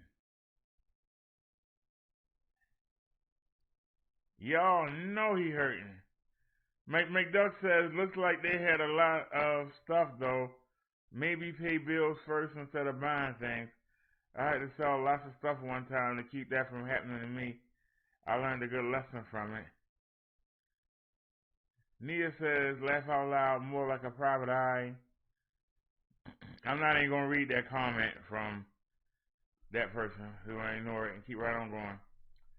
So, that voter fraud. Oh. So, you trying to tell me 16 people and half of them have been verified. How is 16 votes going to help? He lost by a lot more than 16 votes. How is that going to help Donald Trump stay in office? I don't understand this. This doesn't make sense. I don't understand this, President. I don't. I mean, man, give it up. You lost. Give it up. Matter of fact, can I pause there for a second? Let me, give me 1 second, y'all. Let me get this.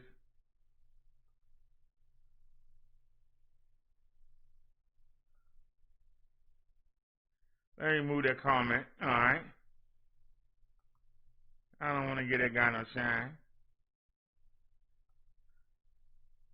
Don't know why. If I don't nobody watch me, why does he want shine from me? I don't understand. But you know, it is what it is.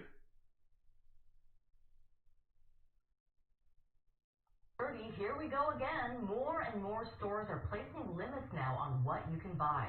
The move comes as coronavirus cases continue to surge and fears of hoarding and shortages return. KY's Candace Crone shows you how some local store shelves are looking now.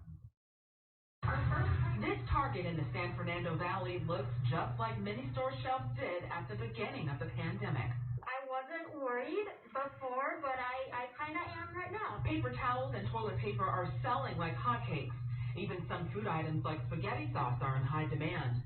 With coronavirus cases surging across the nation, shoppers we spoke with say they want to stock up in order to limit their trips outdoors. They're also concerned about this being a brutal winter with both the flu and COVID-19 around. And you'd rather start getting stuff now than later. Stores like Target, Whole Foods, Kroger, and others are once again posting signs limiting the number of certain items guests can buy in hopes of preventing more hoarding and shortages like what we saw back in March. According to a recent study by Inmar Intelligence, 60% of shoppers surveyed said they plan to stock up again as winter approaches. While many stores still have plenty of inventory, Vons right now is actually pretty stocked, so you think nothing's going on. Other places are seeing a run on items. I noticed today, and I noticed that they have plenty of flour and yeast and baking supplies, but canned tomatoes, for example, I had a hard time finding. Egg noodles for, chicken noodle soup. Many stores are urging people to only buy what they need at the time and will adjust limitations on items as they see fit. In Studio City, Candace Crone, KCAL 9 News. I don't like people wearing those thin masks. Masks when they talking, you can actually see it moving when they talk. That means if it's moving when they talk, that means that the virus is being pushed out through that mask even harder if they got it. Is that just me, or is yeah. Hey, there go Victor Moon. Army of Victor Moon, roasting Tyra and ZX at once. Lord. Let's get this some real news. Check this out, y'all. Break in the case of 3 attempted rapes in Queens. Police say the suspect is now in custody and his own family helped them catch him. CBS 2's Andrea Grimes is in Forest Hills. A huge sigh of relief for police and New Yorkers near Forest Park in Queens. Investigators say they've got the 20-year-old suspect responsible for 3 terrifying attacks. 2 women and a 14-year-old girl, all nearly raped in broad daylight. Police say the quick arrest is thanks in large part to the suspect's stepdad. The father had taken it upon himself to call the 102 precinct on his stepson really helped us expedite getting this individual off the street. NYPD Chief of Detectives Rodney Harrison says the first attack happened around 10 o'clock Thursday morning. A 20-year-old woman was on her way to work at Jamaica Avenue and 104th Street. That's when the suspect allegedly came from behind and grabbed her. The woman screamed and got away, as did the next victim around 12:30. Police say it was a 14-year-old girl. We covered that. FaceTiming at 84th Avenue and 108th Street. We were right on top of it. Our perpetrator came from behind, throwing our victim into the bushes, trying to pick her up and pull down her pants. The third and final similar attack happened just minutes later, allegedly in the park near Woodhaven Boulevard and Forest Park Drive. That 24-year-old woman also screamed and got away. Thursday night, police released pictures of the suspect from surveillance video they found. Friday morning, Harrison says the suspect's stepfather was watching TV and called police. He saw the video that was shared, and he threw his stepson out of the house. By 10 a.m., police picked him up at Myrtle Avenue and Memorial Drive. Chief Harrison says when cops picked him up, the suspect was wearing the same shorts and sneakers he was wearing during the attacks. In Forest Hills, Queens, Andrea Grimes, CBS 2 News. And at this point, charges are pending. Police have not released the suspect's name. They say one of the victims suffered minor injuries. Yep, and y'all know what's going to happen. It's going to be on Storage Wars. It's going to happen on Storage Wars.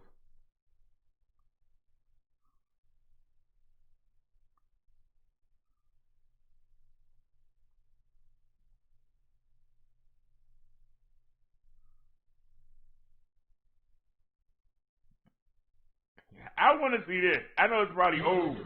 I want to see this. Face coverings escalated to racist comments and a physical altercation. The encounter captured on video. YouTube channel. All right. We covered that already. That was old.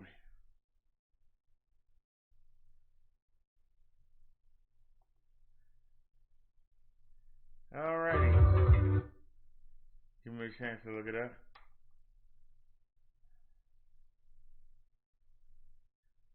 The district attorney's office has reportedly declined to file charges against the mother of the shooter at Saugus High School last year. Nathaniel Burhow opened fire with a gun assembled at home, shooting 5 schoolmates and killing 2 before killing himself. The anniversary of that shooting is tomorrow. The Santa Clarita Valley Signal says detectives wanted to charge Burhow's mother for contributing to the delinquency of a minor and criminal storage of a firearm. But the case was rejected last month due to lack of evidence. Hello, I'm Mark Brown. Get more great ABC7 content by clicking the subscribe button for our... Please don't flag us, sir.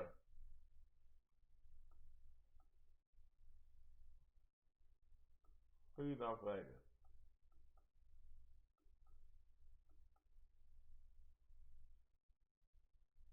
That's a week old. I was going to check that out. That's a week old.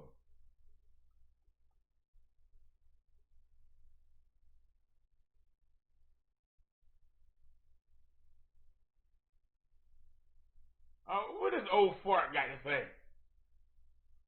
Well, the election is over. We know who won. And we're going to move on from there. Let's not have any election. no lectures about how the president should immediately, cheerfully accept preliminary election results. And the American people understand that if you get 270 electoral votes, you're president. And President Trump is 100% within his rights to look into allegations of irregularities and weigh his legal options.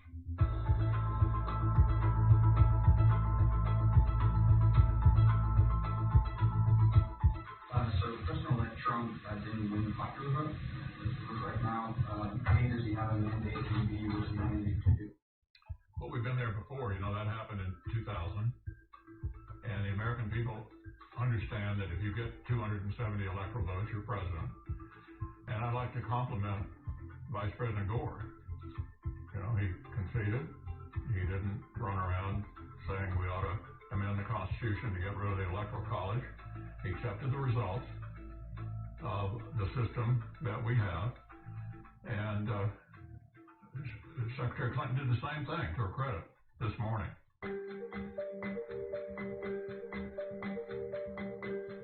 And I believe the president may have legal challenges underway in at least 5 states. And President Trump is 100% within his rights to look into allegations of irregularities and weigh his legal options.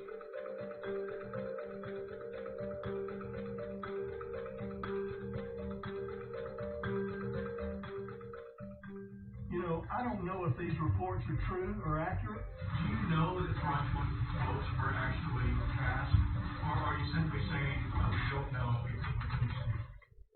What we are asking for here is patience. The end of the day after we filed. Any evidence? So all you have to do is ask your questions of Clark County, and we will make sure that we will continue the press.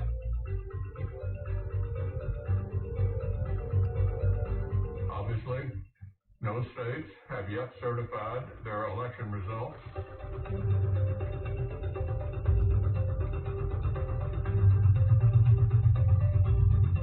So the election is over. We know who won. And we're going to move on from there. Let's not have any lectures. No lectures about how the president should immediately, cheerfully accept preliminary election results. I have been heartened to see a few of my Republican colleagues, it's 3, I believe, congratulate the winning ticket. But too many, including the Republican leader, have been silent or sympathetic to the president's fantasies.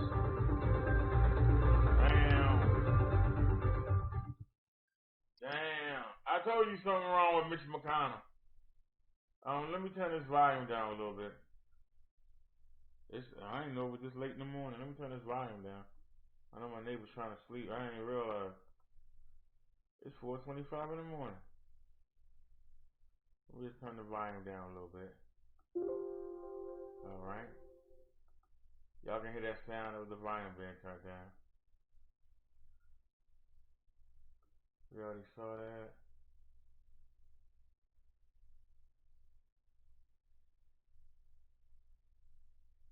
Alright. We start from the tenant. Let's see from the landlord's point of view. The landlord in the school of hard knocks. The Chicago Heights landlord is going door to door at his properties with a question for his tenants. You have the rent for this month? Only to have the door slammed in his face time and again. Tenants have not been paying. They have not paid the money. Taxes going up on us, on me.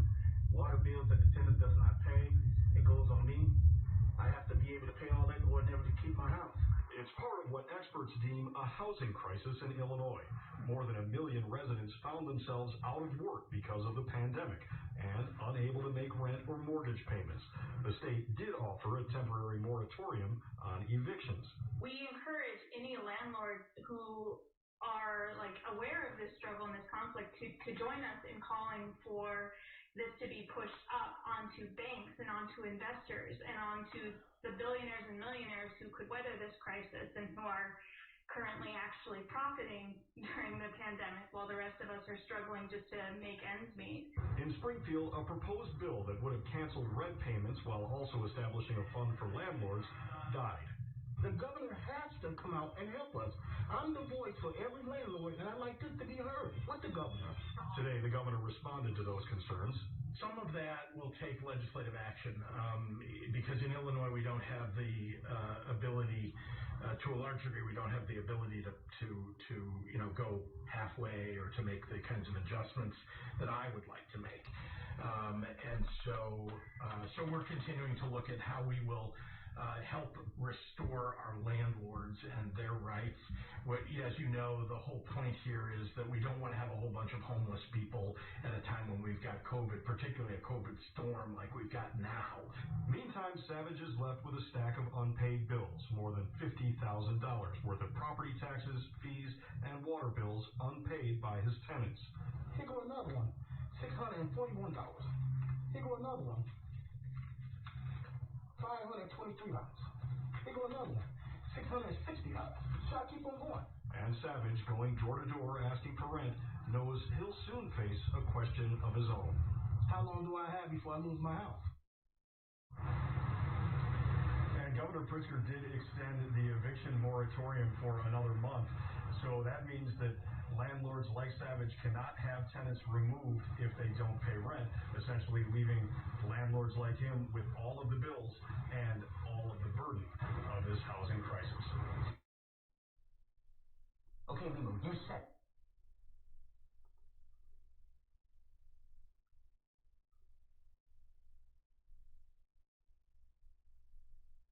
Oh, well, hold on a second. Is that our girl Kaylee? Is that Miss Kaylee?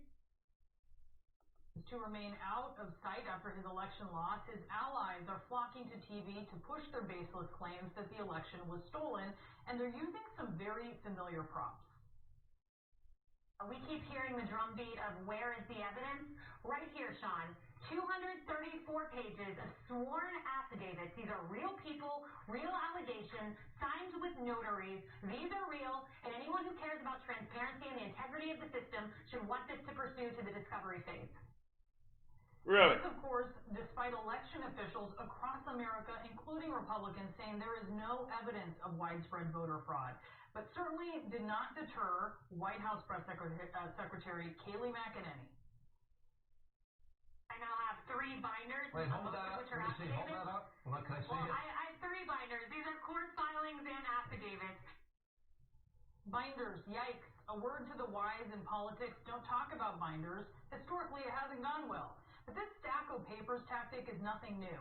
Back in 2015, then-candidate Trump tweeted this picture of himself supposedly signing his tax returns, which to this day we still have not seen. The New York Times reported this year, among other revelations, that Trump suffered big losses and only paid $750 in federal income taxes in recent years. There are real, factual stories behind these props, and they make you wonder why the president or his allies would hold them up. In January of 2017, then President-elect Trump tweeted this picture claiming to be writing his inaugural address. Then he held a news conference about his plans to divest from his private company. These papers are all just a piece of the many, many companies that are being put into trust to be run by my 2 sons. And I hope at the end of 8 years I'll come back and I'll say, oh, you did a good job. Otherwise, if they do a bad job, I'll say, you're fired. Of course, since that moment, conflicts of interest surrounding his business dealings have been front and center, whether it's questions about foreign influence or all of the taxpayer dollars spent at his properties when he visits them. Then later that year, another stunt with paper stacks. So this is what we have now.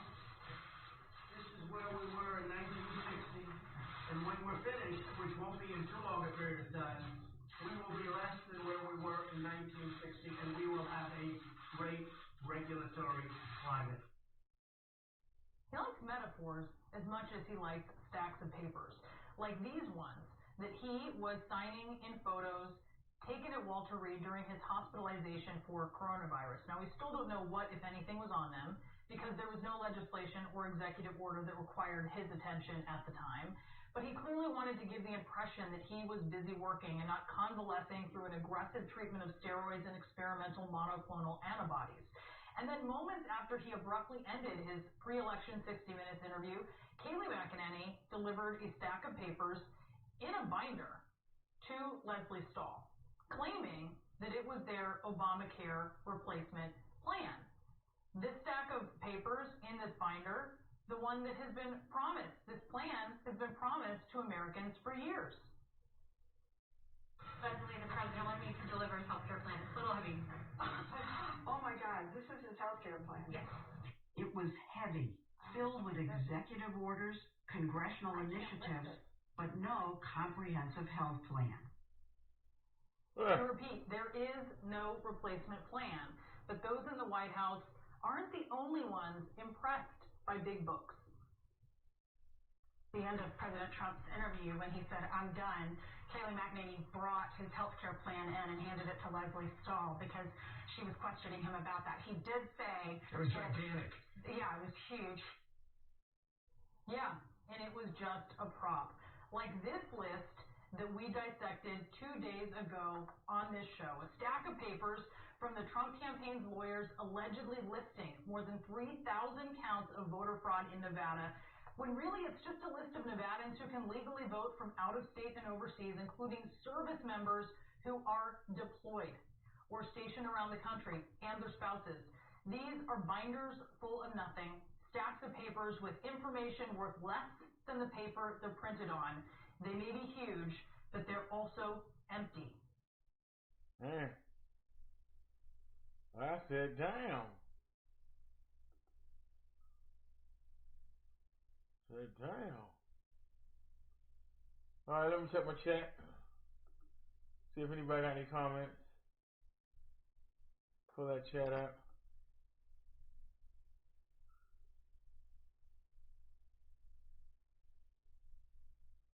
Nia said, that's a plan for millionaire landlord.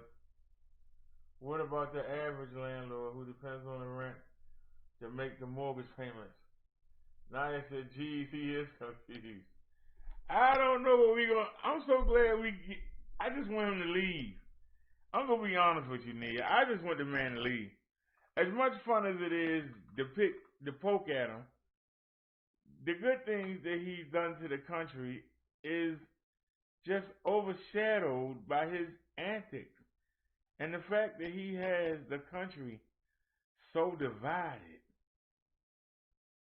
I just don't understand. So divided. And even if you his friend and he trusts you, if you do something to embarrass him, he don't know you no more. So it's not even, you're not safe even kissing his butt. You make one mistake, one wrong move, he throw you under the bus. And because you join him and you're against the other side, and anybody who's not a Magna member, you find yourself out in the cold because you got nowhere to go. You divided yourself off, so then you tuck your tail and try to get back into the Democratic Party or the Independent Party, or do you just sit in limbo? He divides the country. He doesn't try to pull us together. He pushes us apart. And he was hoping that it was more people that believed in that I versus them. And I know what I'm talking about. So if y'all think y'all gonna come in here and say otherwise, I listened to Rush Limbaugh and Sean Hannity for 10 years. And I listen to them. It's always us and them. It's always us and them. Us and them. Us and them. It's never us all. They assume that if you listening to them, that you are with them. That's what they assume. I'm somebody with a brain. I can listen to the facts and decide who I want to roll with. But they don't want you to look at the facts.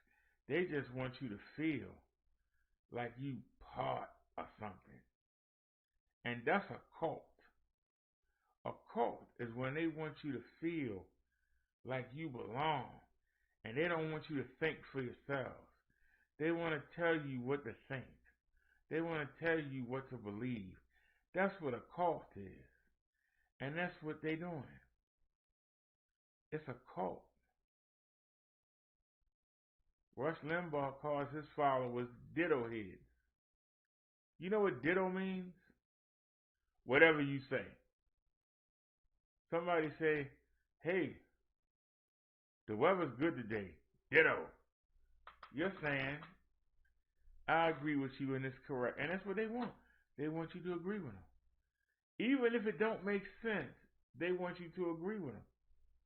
And you know, y'all say that we play CNN a lot. Well, CNN pops up a lot. When I see something good on Fox, I play it. I see something good on MSNBC, I play it. But we've been flagged by Fox. We've been copyrighted by Fox. That's why we don't show it as much. Fox has copyrighted us. CNN doesn't. MSNBC doesn't. But we have been flagged by Fox. I don't want to lose, I don't want to lose money or lose my channel playing Fox Live.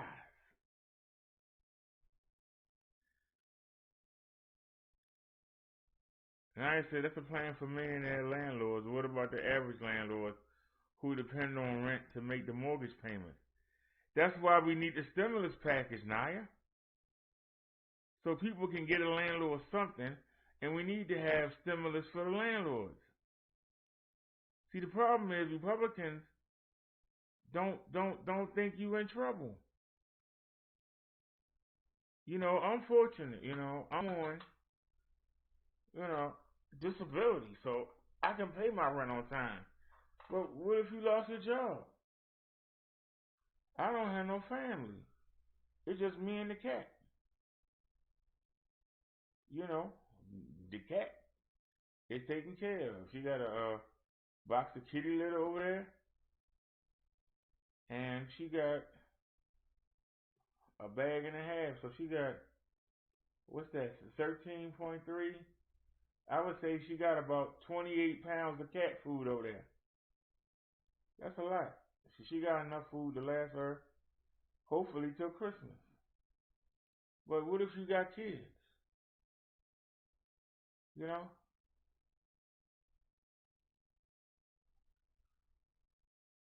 Mud Duck said, look at the big picture. Look at the country map for each state and who voted for who. Mud Duck says here only one or two counties determine who wins. Rest of the state don't matter. So if you look at landmass vote, it's scary. Seattle big cities determine who gets the vote.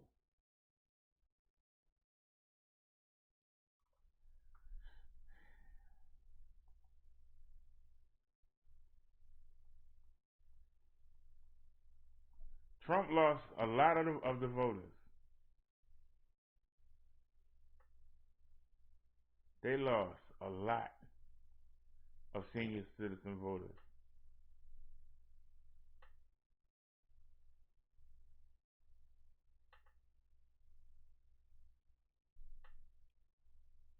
What? And then we got a commercial. Let me check it out. Hold on, y'all. This is something out of Harlem. So let's take a look. A neighborhood nightmare in Harlem where residents are complaining about more than a dozen addiction treatment programs. They say that they're shouldering more than their fair share of the programs. CBS 2's Corey James has more. 4 o'clock in the morning, all you hear is, hey yo! And then you're waking up and you look by the windows, all you see individuals injecting needles to their veins. A decades-old problem is becoming a constant nightmare for these Harlem neighbors.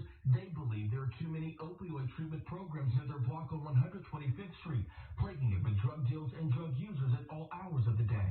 To see someone shooting dope and not caring who's around, that's a hard pill to swallow. And hard for Sherzon Green to understand. She says crime is growing in her community of almost 30 years, and that it has become a dumping ground for addicts. What about the other communities? What about in the 70s? What about in 86th Street, 96th Street? Why do they always bring them to our community? Sedaria Asbury Crestfield is co-founder of the Greater Harlem Coalition. The group filed an open records request for state data and learned the addiction rate for Harlem residents is close to 7%. However, organizers say the neighborhood has a little more than 19% of opioid treatment programs in the city. We see that always in black and brown neighborhoods. There should be some sort of supervision. Someone should be able to say, is this community already overburdened? Mayor Bill de Blasio's office did not accept our request for an interview, saying, quote, life-saving treatment should be available to all New Yorkers regardless of their zip code, end quote. An upsetting response for these neighbors who are losing sleep and patience. It's terribly frustrating. It's way too much. We are tired, we are fed up, and we need help now. Help not just for them, but also for those in recovery who are walking through the very things they are trying to get away from. In Harlem, Corey James, CBS 2 News. Hey. That's rough right there. That's rough right there. You want to see the people get treated, but they putting all the junkie clinics in Harlem. They not spreading it around. They putting that's crazy right there. Ooh, most wanted. Ooh, check it out. Got a commercial. Let me show y'all can see it. If you can. So we ready? Welcome back in tonight's most wanted man accused of robbing someone then shooting them is now on the run and the sheriff needs your help. We sat down with Sheriff Hobart Lewis for more on the case. All right, Sheriff, who's tonight's most wanted? Tonight's most wanted is 30-year-old Stephen Wayne Neese. Mr. Neese is wanted on 4 active bench warrants, all stemming from an incident that occurred earlier this year. On January 29, 2020, Stephen Neese, accompanied by other co-defendants, committed a burglary to a residence on McKittrick Drive. He robbed the victim, then shot him. Fortunately for the victim, he did live. However, following Neese's initial arrest in March of this year, he was released on the home incarceration program, which is known as HIP. Is there anything else about this guy that people could recognize? Well, he's 5'11", 190 pounds. Stephen has a tattoo of an eagle and 864 somewhere on his person, and usually goes by the name Stephen. Obviously, he's on the home incarceration program, so he's cut off his ankle monitor. We're looking for him. We need your help. This guy should not have the courtesy of being on the home incarceration program. He certainly doesn't deserve that right at all, so we're looking to get him detained as soon as possible. Y'all see him. Suspect is please call the Sheriff's Office or Crime Stoppers at 23 Crime. If y'all see him, turn him in. If y'all see him, turn him in.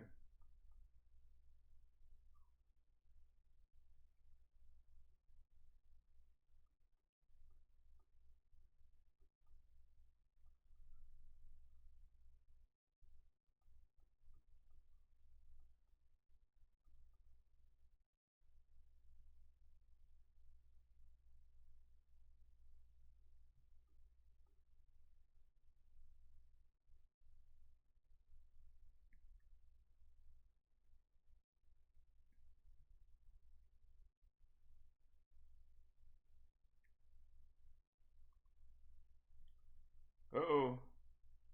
Stay home, don't travel, and if you do, go on your own lockdown. Yeah, those are the new guidelines from the state of California tonight as coronavirus cases are surging here, also across the nation.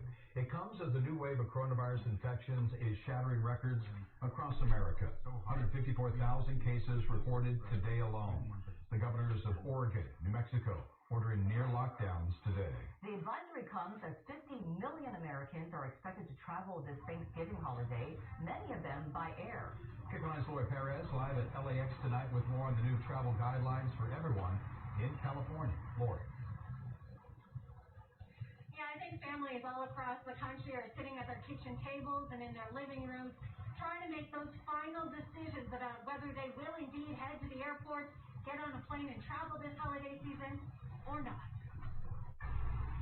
California's COVID updates might have you wanting to jet out of town. Health officials said today we're seeing the fastest rate of increase in daily cases since the pandemic began.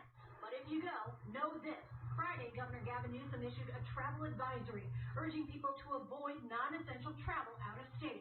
And health officials are asking people to self-quarantine for 14 days after arriving or returning from another state or country. With the self-quarantine for 14 days, it should really be limited to interactions with their immediate household and not mixing with households that they've come to California to visit. Despite the data and the advisory, some travelers at LAX tonight told us they were going across and even out of the country without a second thought. No, I didn't have apprehensions. Well, Governor Newsom and state health officials do have hesitations. In fact, saying the travel advisory could be made a ban if conditions worsen. And that's not all. The Department of Public Health issued a statement to the LA Times Friday saying, if necessary, there could be new restrictions on other ventures, including further reducing occupancy at sites that are open, limiting hours of operation at non-essential sectors, and restricting higher-risk activities. Honestly, it comes down to all of us, too, to do the right thing. So, I mean, it's not necessarily a state-mandated thing. I think we all individually need to make that choice. Just like wearing a mask or not, the prospect of more restrictions is acceptable to some and less so to others who say of the pandemic, it's not something that really affects us that much. It is affecting Thanksgiving plans for plenty of others who will be staying at home for the holidays, celebrating within their own households, which state officials are encouraging. It's okay. I think we all need to modify so we can continue on. Originally, we were going to go to the East Coast for family for Thanksgiving, but now we're not. We're staying home. Thanksgiving and Christmas. Shelley Barkley said she won't be seeing her grandchildren in Denver, and even though she thinks it's the right decision, it's a heartbreaking one. This is going to be our first holiday together, and we can't. You're emotional. I love my family, and that's why I won't take any chances that anything can happen to them. And again, California is not the only state ramping up recommendations. Governor Newsom announced the travel advisory today, jointly with the governors of Oregon and Washington. You're live at LAX tonight. I'm Lori Perez. Back to you. We love her. Who's thinking about traveling? People are just sick. I mean, seriously. People are just sick. Why are you worrying about traveling?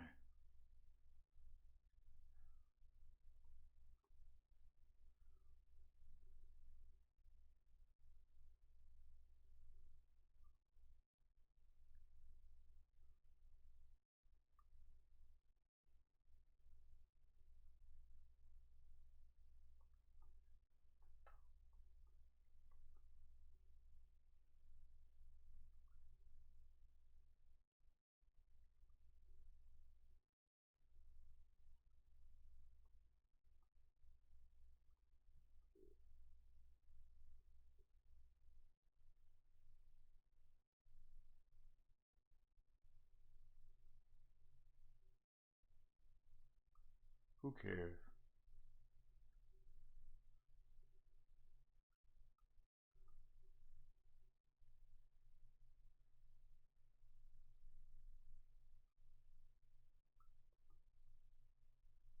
Murders in the city. One of those a Houston police sergeant and another a man jogging in Montrose. Channel 2's Jonathan Martinez live off Montrose in Richmond and just spoke to the jogger's family as they plead for justice. Jonathan? Yeah, Dominique, tonight the big question for this family is who would want to kill their relative and why? It happened a couple of nights ago here along this sidewalk, and sadly, days later, the search is still on for that suspect. I try to be strong, but it's hard. It's hard. It really is. A heartbroken family gathers and grieves, desperate for answers after their loved one was killed early Monday morning. It's just the pain we have right now. It's unbearable. It really is. It really is. 34-year-old Rene Cantu was out for a late-night jog, his family says, when he was shot and killed near Richmond and Montrose Boulevard. So far, Houston police say no suspects have been arrested in the case, and a motive remains unclear. What reason? He had his phone on him. He had his earbuds on him. What reason? What reason would this person kill my cousin? What reason? The UT graduate and Foundation's coordinator. Relatives say he was a kind person with a bright future cut short. Very good person, very big-hearted, loving, quiet, and always ready to help out. As a devastated family now plans their loved one's memorial service, they also pray the person responsible for his death is soon caught. It's crazy. It's just crazy to me that someone would take somebody else's life without thinking of their family, the pain that they're causing all of us. The U of H did release a statement tonight reading the Cougar family is mourning the loss of Rene Cantu, saying he was a hard-working team player with an amazing sense of humor that came out through his written word. During this difficult time, our thoughts are with Rene's family and all who are affected by this devastating loss. The family has since set up a GoFundMe page if you'd like to help them out with funeral expenses. We've got a link for you on our website at click2houston.com. And as always, if you know anything about this case, you're urged to contact HPD or Crime Stoppers at number 713-222-TIPS. We're reporting live tonight in Montrose. I'm Jonathan Martinez, KPRC, Channel 2 News. Thank you, John. All right, Mr. Martinez. All right, Mr. Martinez. We already covered that.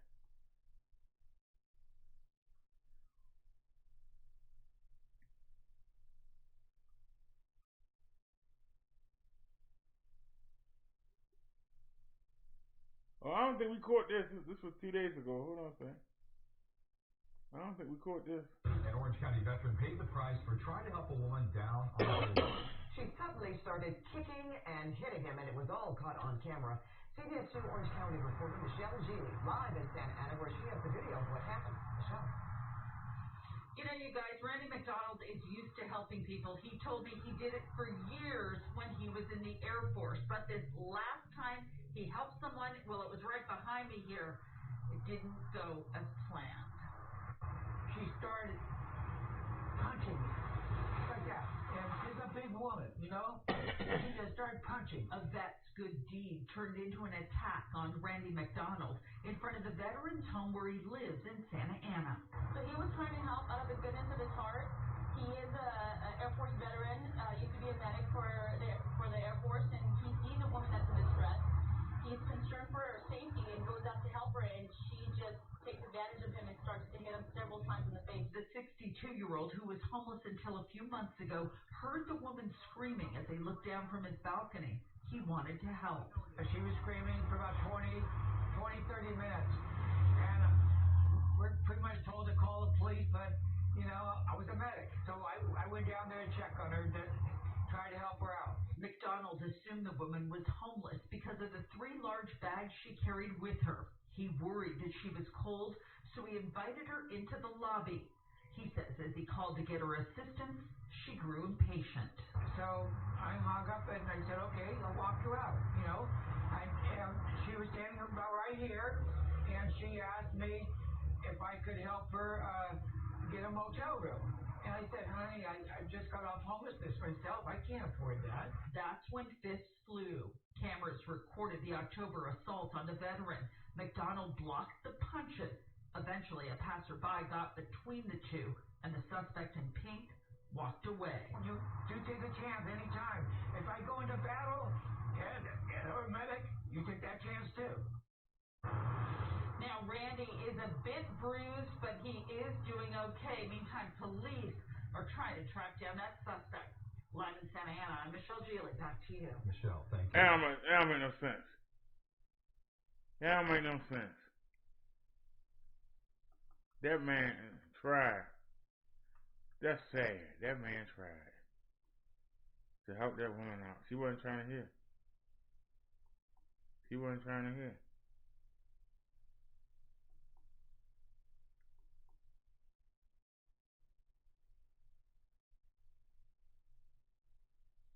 All right, y'all. This is Glorious Waves TV. Let's give her a shout out, y'all. Everybody go over there and give her a thumbs up. There's no views on it. Let's help her out. Hello, glorious people. How are you today? You give her a thumbs up. God bless you guys. Thank you so much, everyone. Yeah, this is me. I'm outside my house. I can feel noise everywhere. Let me put it in 1080. Can you handle it? Yeah, I am outside. No, you can't handle it. Okay, go back to 720 then. Go back to 720 then. Okay. Some reason we can't handle it. A few minutes to really say something to you guys. And what I want to talk about is about the U.S. presidential election. My people. You see, when I tell people that this world no balance at all. Let me turn it up some. This woman, what are you up to? What are you up to? Every time you say the world is no balance, there is no balance. I used to tell people, I said, if you want a balanced life, it is only in God that you get that. You can only get a balanced life, balanced situation in God. Yeah. So, and trust me, this election has opened the eyes of many people all over the world to this fact that there is no perfect situation, no perfect place, no perfect country, no perfect man. Whoever believes that the American election will be like that of Africa, Nigeria to be precise, it's unbelievable that until today they are yet to declare Biden the winner of the election, and they are still doing what they are doing to be able to see if they can at least come closer to the fact of how the election, went or is going. So that is why I have decided to look up to God for everything, especially for my Nigerian people, the pastors and the bishops and the prophets and the prophetess. They are busy, some are predicting, some are prophesying, both those that are prophesying from themselves, from the environment, from the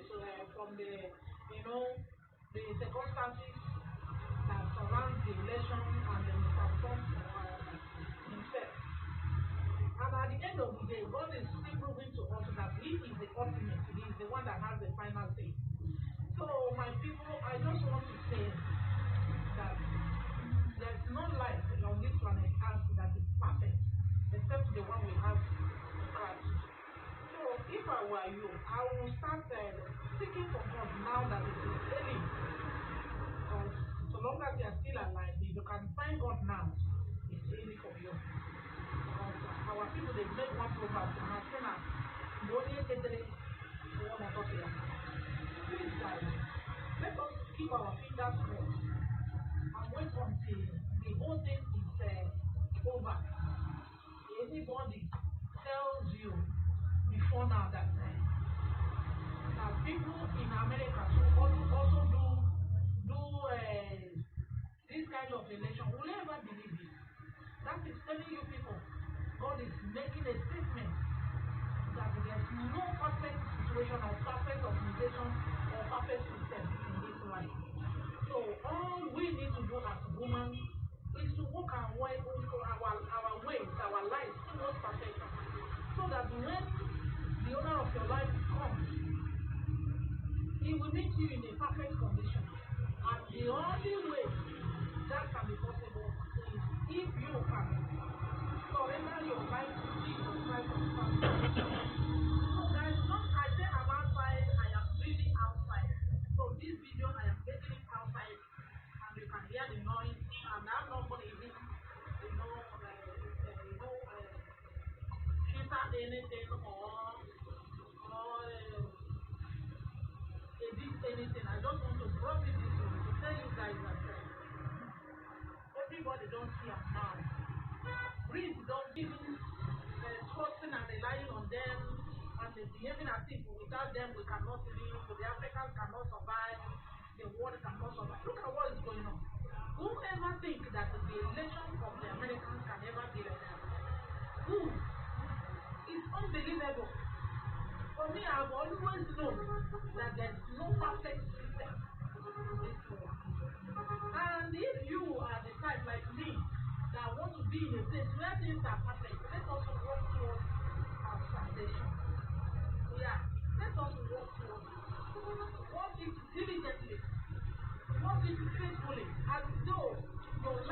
me, your insanity depends on me. That is true. It actually depends on me. Relationship with God is what you should be concerned about right now. Because this world that they are so, and these things that are happening now, that do not happen this way before. Look at even this American election should tell you that this world now our calendar, this world don't old. And when things are old, you know what that means. When people grow old, you know what that means. Guys, I just want to encourage you guys. Peradventure, you are still considering whether I should serve God or not. Please, this is the time. So long as they are still alive, serve God. There is no perfect situation in this world, in this life, no perfect system. Americans has opened the eyes of the wise. What I mean by the wise, those that are eager to do the right thing. So please, guys, that's why I want to drop it now. This video is an unusual one, and like you know, I've not been in this kind of environment. I've not videoed in this kind of environment before. But I am videoing here now to tell you that yes, so when we see an unusual situation, we do things unusually also. So God bless you. Thank you so much. Because until now, if anybody tells me that I woke up today and I will not hear that Biden is the president of America and or Trump is still remaining this is, I won't believe it after how many days. It's unbelievable. Please, guys, God is the ultimate, and His word is A and amen. He cannot do like this. This is what is happening in America now, like this. He cannot do it. So if you want to be in that kind of environment where everything is perfect, everything is true, no cheating, no mago, please serve Jesus. Because whether you believe it or not, there is life after death. And I want to see you there. God bless you guys. Thank you so much. This is Glorious Way TV. You are watching, and if you have not subscribed to this channel, please hit that subscribe button there, and also turn on the bell. That will get notified whenever I upload a new video. God bless you guys. I just want to give you an unusual video. Peace out. Bye bye everyone. Remain blessed. All right. That was Glorious Waves TV.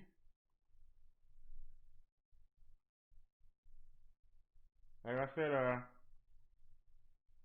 we was her first view. I gave her a thumbs up. If some of y'all want to go over there and give her a thumbs up, some of y'all want to sub to her, you know, until Victor Moan played my video, I was a struggling YouTuber. And as I watch the people come by here, I like to think that I helped them.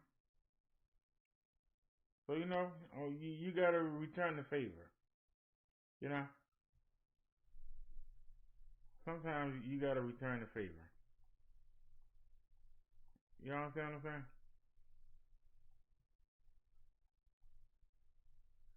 Woman goes viral after quitting her job at Walmart. What? This a week ago, but I want to see this. A former employee of the Walmart on South Loop and Quaker recently went viral on TikTok for the way that she quit her job. Kelly Gates Grace Moore spoke to her to find out what made her to decide to quit the way that she did. Grace, what happened that made this video viral? Terry, Shauna Ragland went over the loudspeaker and called out her managers by name for having unprofessional behavior and then walked out. She posted the video of her quitting on TikTok, and that now has over 24 million views. But she says that now that she's finally quit, she feels free.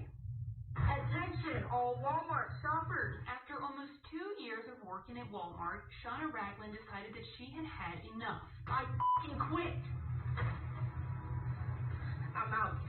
I loved it at first. I truly did, and I wanted to keep that job for a long time. Ragland worked as a CAP 2, an employee that unloads trailers and organizes stock, but she claims that her managers and coworkers created a toxic environment for her and other employees. They set a standard and expected us to follow another one. So it was pretty bad all around. Even making sexist comments to her or being racist towards other employees. They would say some pretty nasty things to me at a very young age. You're all perverts, and I hope you don't talk to your daughters the way you talk to me. A week ago, when Ragland decided to quit, she got on the loudspeaker and called out her managers and coworkers by name, then posting the video to TikTok. I just want to come on here and say, is a racist, stinky, is racist. Is a of a manager. I said those things because there are young girls that work there, and I knew for a fact if I reported those things, they would have gone unnoticed. The video now has over 24 million views. Ragland saying she doesn't regret quitting the way that she did and hoping that her message is heard by more than just those who were shopping at Walmart. The only time society or managers ever listen to anybody is when you're upset and you're at your last straw and you do something like this. So I felt like I had to do it, not for myself, but for girls, for those black associates, for everybody.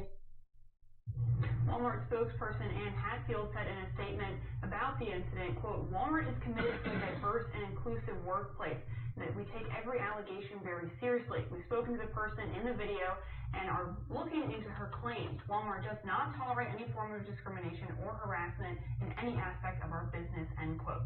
Terry?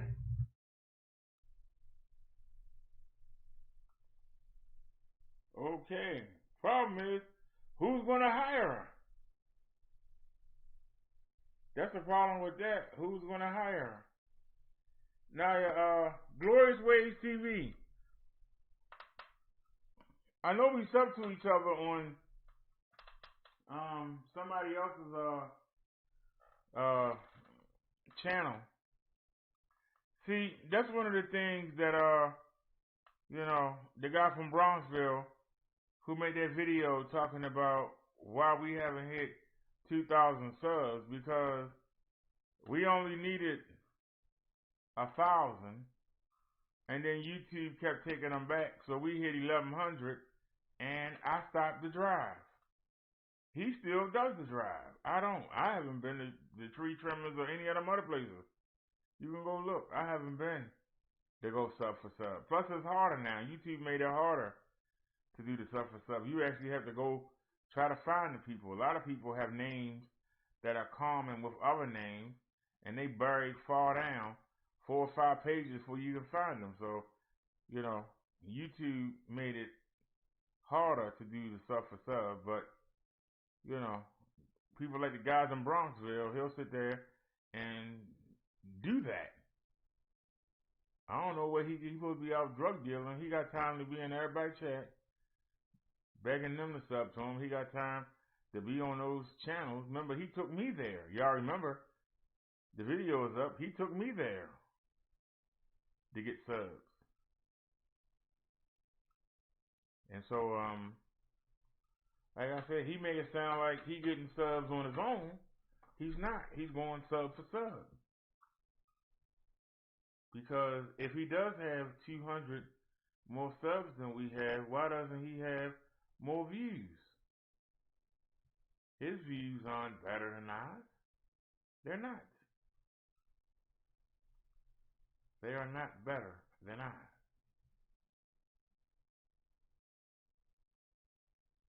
But if you can help somebody, why not? I see that she's struggling. She's a Christian woman, but she's struggling. Why not give her a hand? I ain't saying I'm doing that much better, but if I can spotlight them, how does that hurt me? Well, y'all gonna go over there and not come back? I mean, I don't understand. Why is it hard to hurt somebody? You can say maybe he does it for content, but for all the things about Vic Damone will, if he searches and sees you're good, he will promote you.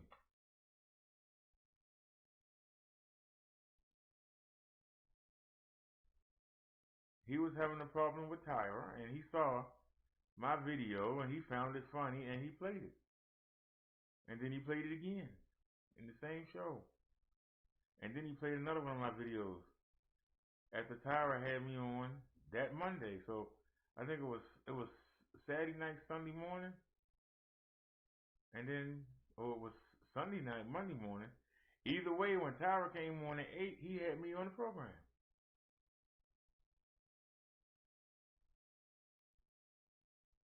So I only had 5 subs. And when Vic played the video, I jumped to 45. And then when Tyra put me on his screen, I jumped to 85. So whether they realize it or not, they put me on. Because everybody wanted to know, who is that guy? Who is that guy he called Brother Buffoon? And so whether they realize it or not, they gave me a boost. And I think it was the reason why he put me on. Because remember, I was supposed to follow the guy whose video it was. I thought it was Tommy's video. Vic Damone was streaming Tyra and Tommy at the same time. I was supposed to follow Vic Damone. But Jesus corrected that mistake of mine, and it was Vic Damone who actually put me on. Marinate on that for a second. Even though I made the mistake, because if you learn how to run a show, technically they both are advanced. But Tommy is more professional. So that's why, even though I never got a push from Tommy, I did watch him, and he led me to Vic.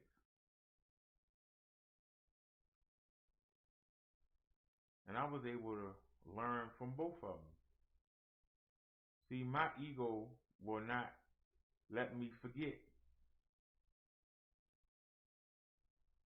I learned how to run a show. And that's why our show is professional. That's why our show is technical. Because even though I won't follow the behaviors of those two, they do run pretty technical shows.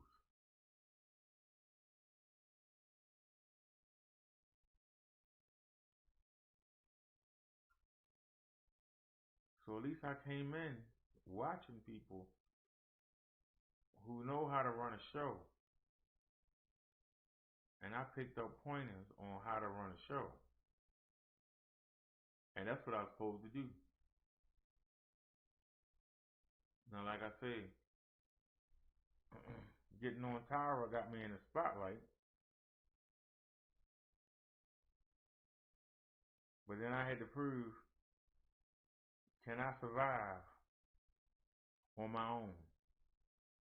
And we separated.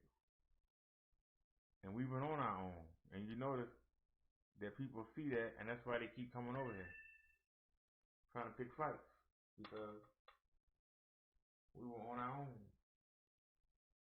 You know? We were on our own. You need to come back.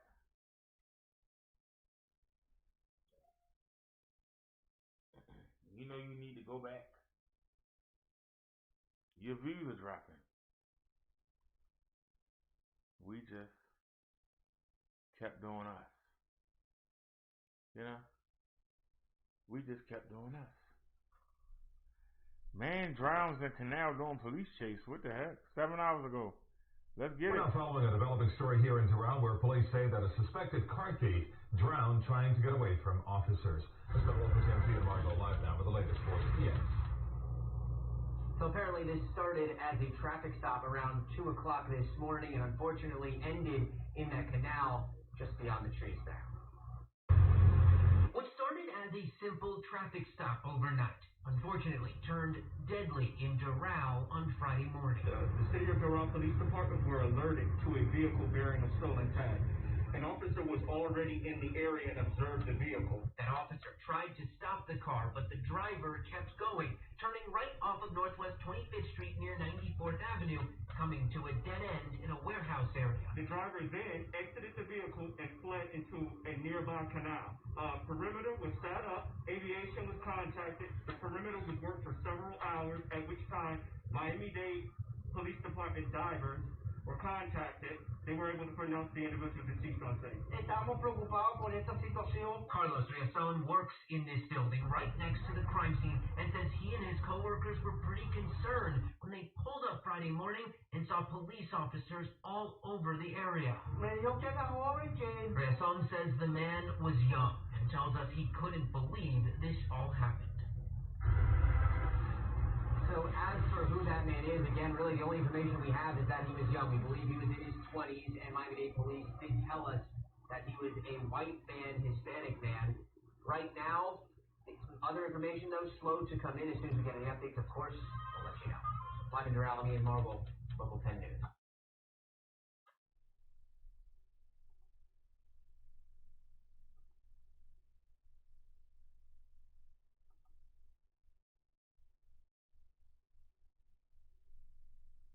Alrighty.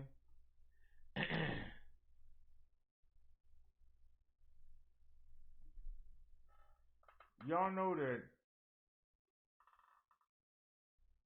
I showed y'all a video I did earlier. When you look at the video back then and you look at what we do now, it's because we've had good followers. And in the past, they have supported the platform. You know, the chair that I'm sitting in now swinging, Snazzy provided.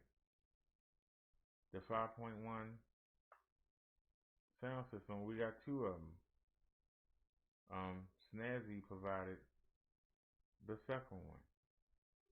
You know, Taz provided a lot of things. Ben provided a lot of things for us, including the microphone that we have. You know, we've had good people. NNC has done more than probably everybody put together. You know, Tina B has donated to the platform. Chung Lee has donated to the platform.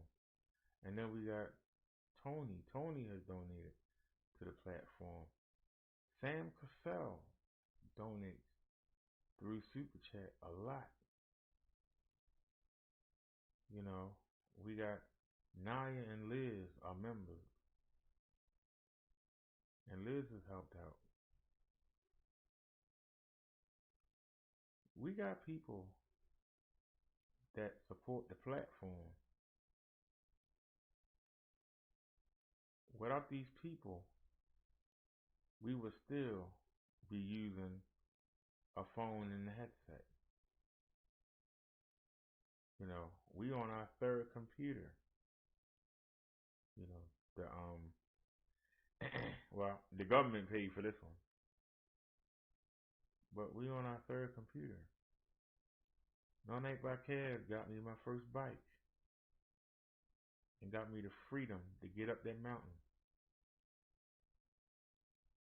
You know, I don't forget the people that help build this platform. That's why I say we. I don't say mine. I say we. This is our platform. You know, whatever is donated, we put it to work. We are the only person in this sector that broadcasts in 2K every day. We're the only people that's broadcasting in Dolby Digital Atmos 5.1 surround sound every day. We send 6 tracks left and right to YouTube. That's 12 tracks every episode. Every episode. People say XSplitter is the best. Well, XSplitter is not free. And on the free version, XSplitter only lets you do 1 track. 1 track. We're sending 12 tracks. You know, if you want to do 5.1, I don't know if the XSplitter does it. If it does, you got to pay for it.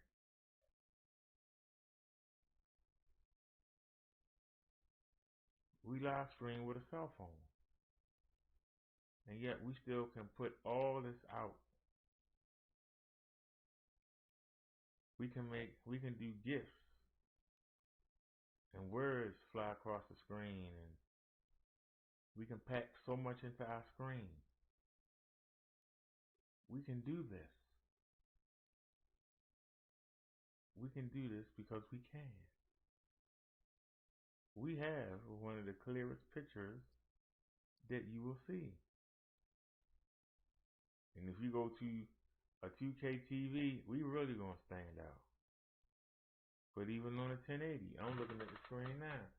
It's crystal clear. This is a 1080 screen. The picture is crystal clear. I'm proud of that.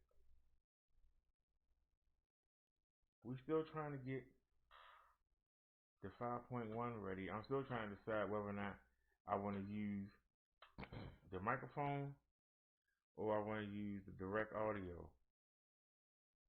I tried to find a balance, but I'm not seeming to have no luck trying to find a balance. But I know that I'm grateful because the sound is so much clearer coming directly out of the PC. It is. The sound is so much better. We sitting here now. I hear the refrigerator in there. I don't hear anything in here. No anything. It's quiet as a mouse. It's almost irking me. And without the air conditioner on, man, it's quiet as a mouse. I hear the refrigerator all the way in there. I hear that. I hear the heat that the neighbors got on downstairs. I hear that heater going. I'm grateful for what I have. People come over here and nitpick. We took what we could get and we make it work. That's what makes this show special. It's some things that we can't do, but not many. Now, people were talking about they want us, you know, to use StreamYard, but y'all don't call in. How can I justify y'all paying $25 a month when we can use the OBS for free and you can just call a number? Why spend? And if y'all want to do a group call, we can do a group hangout. But y'all don't never want to do that. So why should we spend $25 and we can only stream in 2K and I can only send you a right and a left audio track? I'm sending you 6 of each right now. If you got a 5.1, you can make your house shake. All your speakers are going to work. Not just your fronts and the mid-range. All of them are going to work. I'm grateful.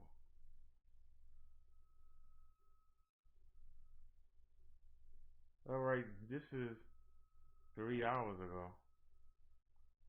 Let's take a look. Father is under arrest in Stockton tonight on a child abuse charge. Police arrested 24-year-old Matthew Garcia after his 2-month-old son was taken to UC Davis Medical Center with serious injuries. The baby is currently in pediatric intensive care and is not expected to survive. Stockton police say their investigation continues and they're encouraging anyone with information to contact them. Oh, that was quick. There they go with that 60. Keep trying to make us go to A&E. A&E will flag us in a heartbeat. Why does they keep showing that? Keep showing us A&E stuff, knowing they're gonna flag. I don't know what that is. None of them. We can't play. Can't play none of them.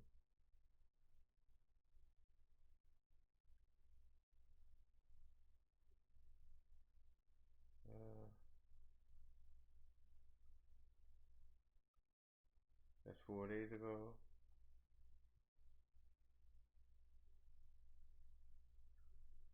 What?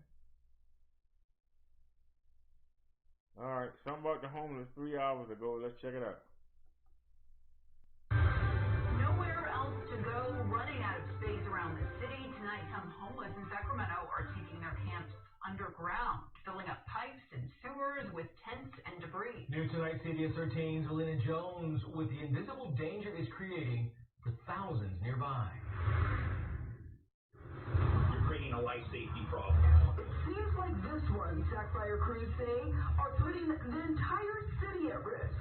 A fire starting inside a drainage pipe. The suspected culprit, a homeless camp living inside. When you start a fire in any sort of area that is critical infrastructure, you are running a risk of impacting the community as a whole. This time, no one was injured. Fire Captain Keith Wade fears next time it could be much worse. A larger scale fire that could maybe impact the power grid and impact the hospital. It's a growing issue with fires damaging critical infrastructures like this burned out electrical station. When the homeless encampments make incursions into this critical infrastructure, our city could really be brought to its knees. City Council considered an ordinance earlier this year banning tents and camps from sites like levees, bridges, power sources, and train tracks, but got pushback from homeless advocates, while homeowners stressed it's important. This is critical to the safety and the health and welfare of all of the citizens. It's a problem that could even cause flooding. There are hundreds of incursions into these levees. We're talking about an imminent catastrophic levee breach. The issue? The city still hasn't been able to address these dangers. Because of COVID and because of the rules where we couldn't move any homeless people, they've grown in size. It's a problem some say can't be ignored. It's just not a good way for society to function. The city ordinance creates a 25-foot no camping buffer zone around critical sites. Officials are in the process of determining exactly where warning signs will be placed before the ordinance can take effect. That damn shame.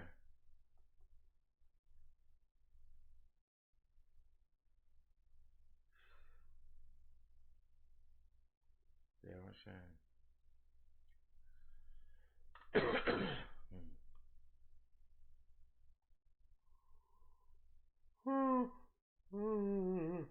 Excuse me.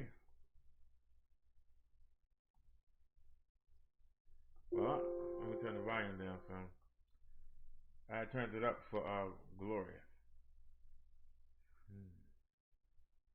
Have I seen this video yet? Hi everyone, welcome to my channel.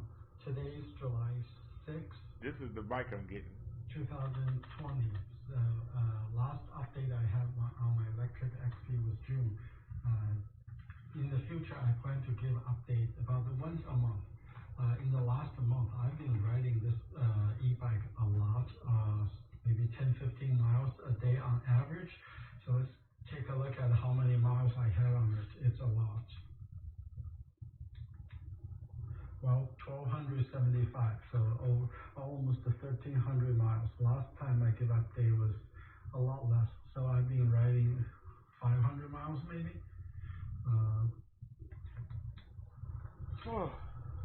In terms of performance of the bike, there's really no issue. It's as good as new. The brakes like new, the battery is like new. So it's when it's fully charged, it's still at 54.7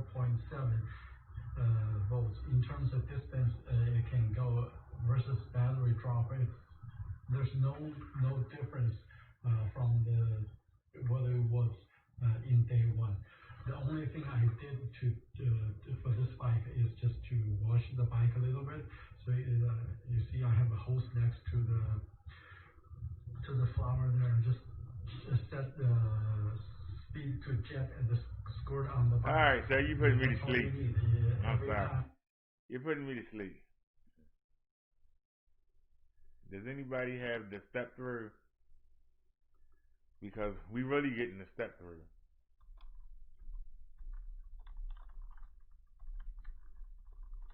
It's the same bike, except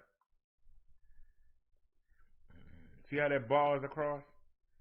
For people like me that got short legs, this is better. Alright, there go my boy from Electric, Micah. That's my buddy right there.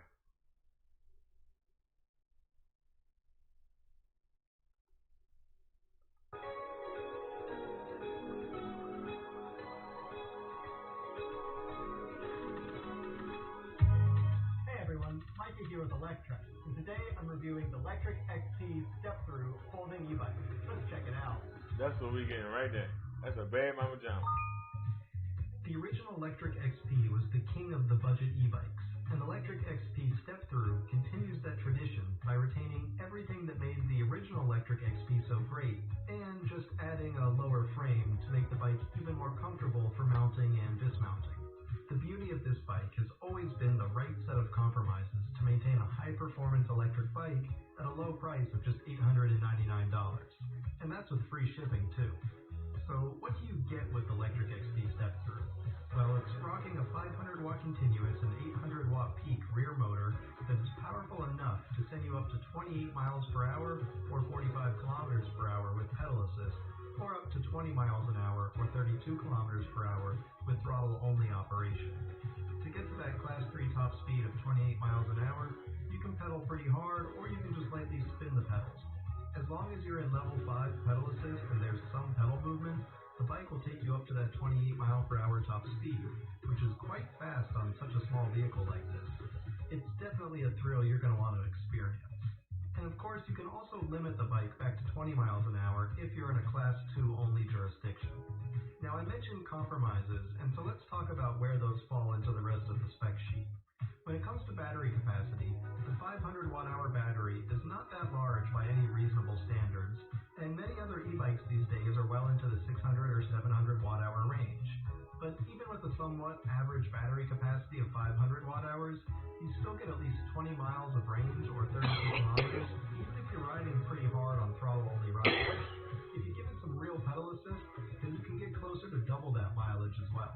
And for most people, that mileage is totally acceptable. I mean, we're talking about leisurely riding here, recreational riding. No one's competing on this bike. Other compromises include the lack of suspension and the entry-level parts like mechanical disc brakes and lower-tier Shimano 6-speed transmission. But you know what? Those compromises are just fine because those components are all just fine. I mean, they're not premium, and of course, nothing about this bike is premium. But they're all quite good enough for recreational riders that are just looking to have fun and find an e-bike with high value, not necessarily one with top-shelf components. And sure, suspension would be nice, but whenever I see a super cheap suspension fork on a budget-level e-bike, I just wish they'd gone with a rigid fork because I know it's going to be built stronger and last longer. And plus, with these 4-inch fat tires, if you keep the right air pressure and you don't overinflate them, they kind of serve as pseudo-suspension and help absorb some of the bumps in your ride. So there's been a lot of give and take here with Electric XP, but keep in mind that for one of the lowest prices in the industry, just $899, this e-bike gives you 28 miles per hour top speed, an 800 watt peak motor, front and rear LED lights, an included rear rack, and front and rear full metal fenders. That's pretty impressive, and that's some real value. And on top of all of that, it's still a folding e-bike too. Now there's nothing folding nature of Electric XP, it folds pretty similarly to any other folding e-bike. You're going to start up here at the handlebars, pop that sucker open, and then in the middle you've got another folding mechanism. You slide the safety and open that, and then the whole thing will fold in the middle. At that point, you've got basically a folded e-bike. Now, it's not lightweight at about 60-something pounds. I'll put it up here on the screen, but it's enough that you can carry it for, short jumps. So all in all, I think the Electric XP Step-Through is pretty much the perfect intro bike for anyone wanting to get into the world of electric bicycles, but that doesn't want to spend $1,000 or more to get extra features or top-shelf components that they don't need for casual riding. There's certainly a place for premium e-bikes. I have some myself and I love them, but the value here with Electric XP Step-Through is undeniable. It gives you the functionality of higher-end electric bicycles by maintaining good power, speed, and overall performance, but it strikes a nice balance too in order to keep that performance attainable to the common man, and that's pretty impressive by me. Thanks for watching, everyone. We hope you enjoyed that review of the Electric XP Step-Through. If you did, why don't you give this video a thumbs up, and don't forget to subscribe so you can check out all of Electrek's electric vehicle videos. We'll see you here next time. All right, Micah. Thank you, sir.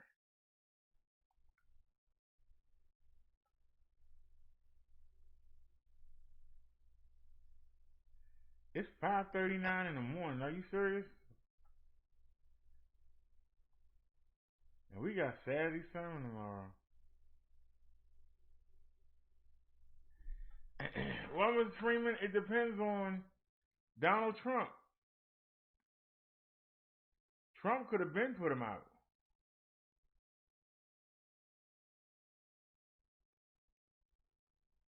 But let's see. Let's do a refresh. Let's see if anybody would tell us when. Anybody have any idea? Let's see. Anybody talking about the stimulus checks?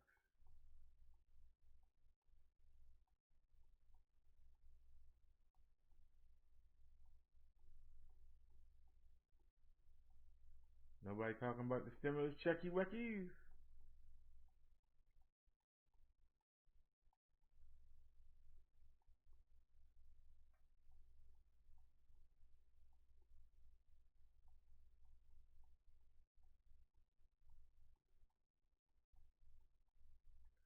So nobody won't show up, huh?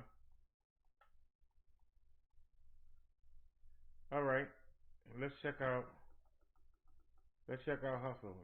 This dude, I ain't gonna say nothing, but he copied. Hey guys, I'll start the update in just a minute. I'm reporting some voter fraud trying to collect that $1 million reward. You know what I'm saying? Gotta love the on hold music though. Check it out.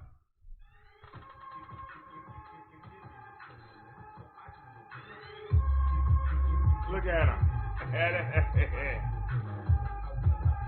Look at him. We've been using this for a while. Oh wait, he copied it.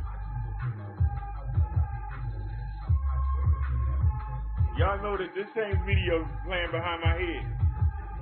Good morning, good afternoon, or good evening. Welcome to your second stimulus check and second stimulus package update. On today's video, we will find out who many lawmakers believe is the one person responsible for blocking our second stimulus checks. We'll also take a look at the optimistic and promising emergency stimulus proposal from Joe Biden. That plan potentially includes multiple stimulus checks, which means much more than just a $1,200 check. Be sure to stick around if you're interested in taking a shot at winning $1,750 tomorrow. We're having our next 2 stimulus check giveaways on this channel, and the next is $1,750, and it's super easy to enter to win, so make sure you do. If you're ready, let's go ahead and get started. President Donald Trump signed a brand new executive order yesterday. No, it's still not an order for those bigger and better stimulus checks that nearly 200 million Americans so desperately need. Instead, Donald Trump Trump signed an executive order on Thursday to prohibit U.S. investments in Chinese firms owned or controlled by the Chinese military. And he'll close down the whole country. This guy will close down the whole country and destroy our country. Our country is coming back incredibly well, setting records as it does it. We don't need somebody to come in and say, let's shut it down. Donald Trump may have certainly been right about one thing. Joe Biden will have us in a nationwide lockdown. Biden task force member Dr. Richard Osterholm discusses a 6-week ultra-strict lockdown to which the government will pay for. Keep in mind that the federal deficit for October, the first month of the 2021 fiscal year, hit $284 billion, over double the deficit from last October and roughly half the full annual deficit of the entire year of 2016. All right, let's take a look. We have a big pool of money out there that we Wait a minute, hold on a sec. I've been calling for a countrywide shutdown since March. I even tweeted it several times to Donald Trump on Twitter. You trying to tell me that Joe Biden is coming right in and wants to do what I said? Isn't that amazing? Isn't that amazing? Just isn't that amazing? Borrow. The historic low interest rates by the federal government, we could pay for a package right now to cover all of the wages, lost wages for individual workers, for losses to small companies, to medium-sized companies, for cities, states, county governments. We could do all of that. If we did that, then we could lock down for 4 to 6 weeks. And if we did that, we could drive the numbers down. Hold on, he said 4 to 6 weeks. I just said give everybody $4 or $5 grand and go for 16 or 17 days. They saying 4 to 6 weeks. Oh my God. I think my plan better, but like they've done in Asia, like they did in New Zealand and Australia. And then we could really watch ourselves cruising into the vaccine availability in the first and second quarter of next year and bringing back the economy long before that. Locking you in your home while letting far-left rioters roam free. The Biden lockdown will mean no school, no graduations, no weddings, no Thanksgiving, no Easter, no Christmas, no 4th of July, and no future. No deaths for America's youth. Other than that, it's fine. I think it's just fine. Let's hear what else Biden's virus team is working on to fight the pandemic. There are increasingly worries that Americans just might not want to get the vaccine. When you think about polling at 50% of Americans roughly saying that they wouldn't want to get it, talk to me about the incentive task force is going to have to work with to maybe push Americans to get it out there, since we know it's important to getting this pandemic under control. What do you see playing out? Yeah, that's absolutely critical. Particularly when you look at the fact that this virus infection has disproportionately impacted the Black, indigenous, and communities of colors out there. It has. We have to understand that they also have reasons not to trust things like vaccines. So while we all want all Americans to be vaccinated eventually, we're going to have a hard time getting some groups who may be at the highest risk. And so we have an urgent need to begin educating the public about these vaccines, what they can do, what they can't do, about their safety. Again, telling the story, because we need to tell a story. And, we can't go from day to day, from crisis to crisis. How are we going to get to the point of protecting our country and the world? It's going to be getting to vaccines that are safe and effective, and it's going to take a while to get there. So what do we do in the meantime? And that's, I think, what is the immediate issue right now. And what I see, I think all of us need to work towards is how do we help Americans, how do we help the world get to a time when we will have adequate supplies of the vaccine and not have to have thousands and thousands of deaths before that happens. Depending on how all of this election drama plays out, Biden can and will go around everyone and issue executive orders for student loan forgiveness and provide more stimulus by repurposing funds. This is, of course, if Republicans maintain control of the Senate and don't play nicely. If that happens, Biden says he will bypass all of those who get in the way of our second stimulus. All week, we've been reviewing the plans that Joe Biden has laid out in order to save the U.S. economy and help the citizens. In fact, the plan is actually called the Biden Emergency Action Plan to save the economy. I won't go over all of it again since we've already covered it before, but we'll quickly point out the much-needed items it contains. These items are some that could really be helpful for many of us. Some of those include more PPP, $600 a week in unemployment insurance benefits, as well as an increase in pay for essential workers. The best and most promising items found in this plan include $200 per month for those who are on SSI and SSDI. Those who receive Social Security benefits could be receiving an extra $2,400 on top of any stimulus checks that show up, which leads me to another very exciting and hopeful item mentioned, which is multiple rounds of stimulus. Joe said the one-time $1,200 check was a good start, but was not and is not nearly enough. Perhaps my favorite paragraph from the Biden plan is, the bottom line is that Congress will have to keep acting.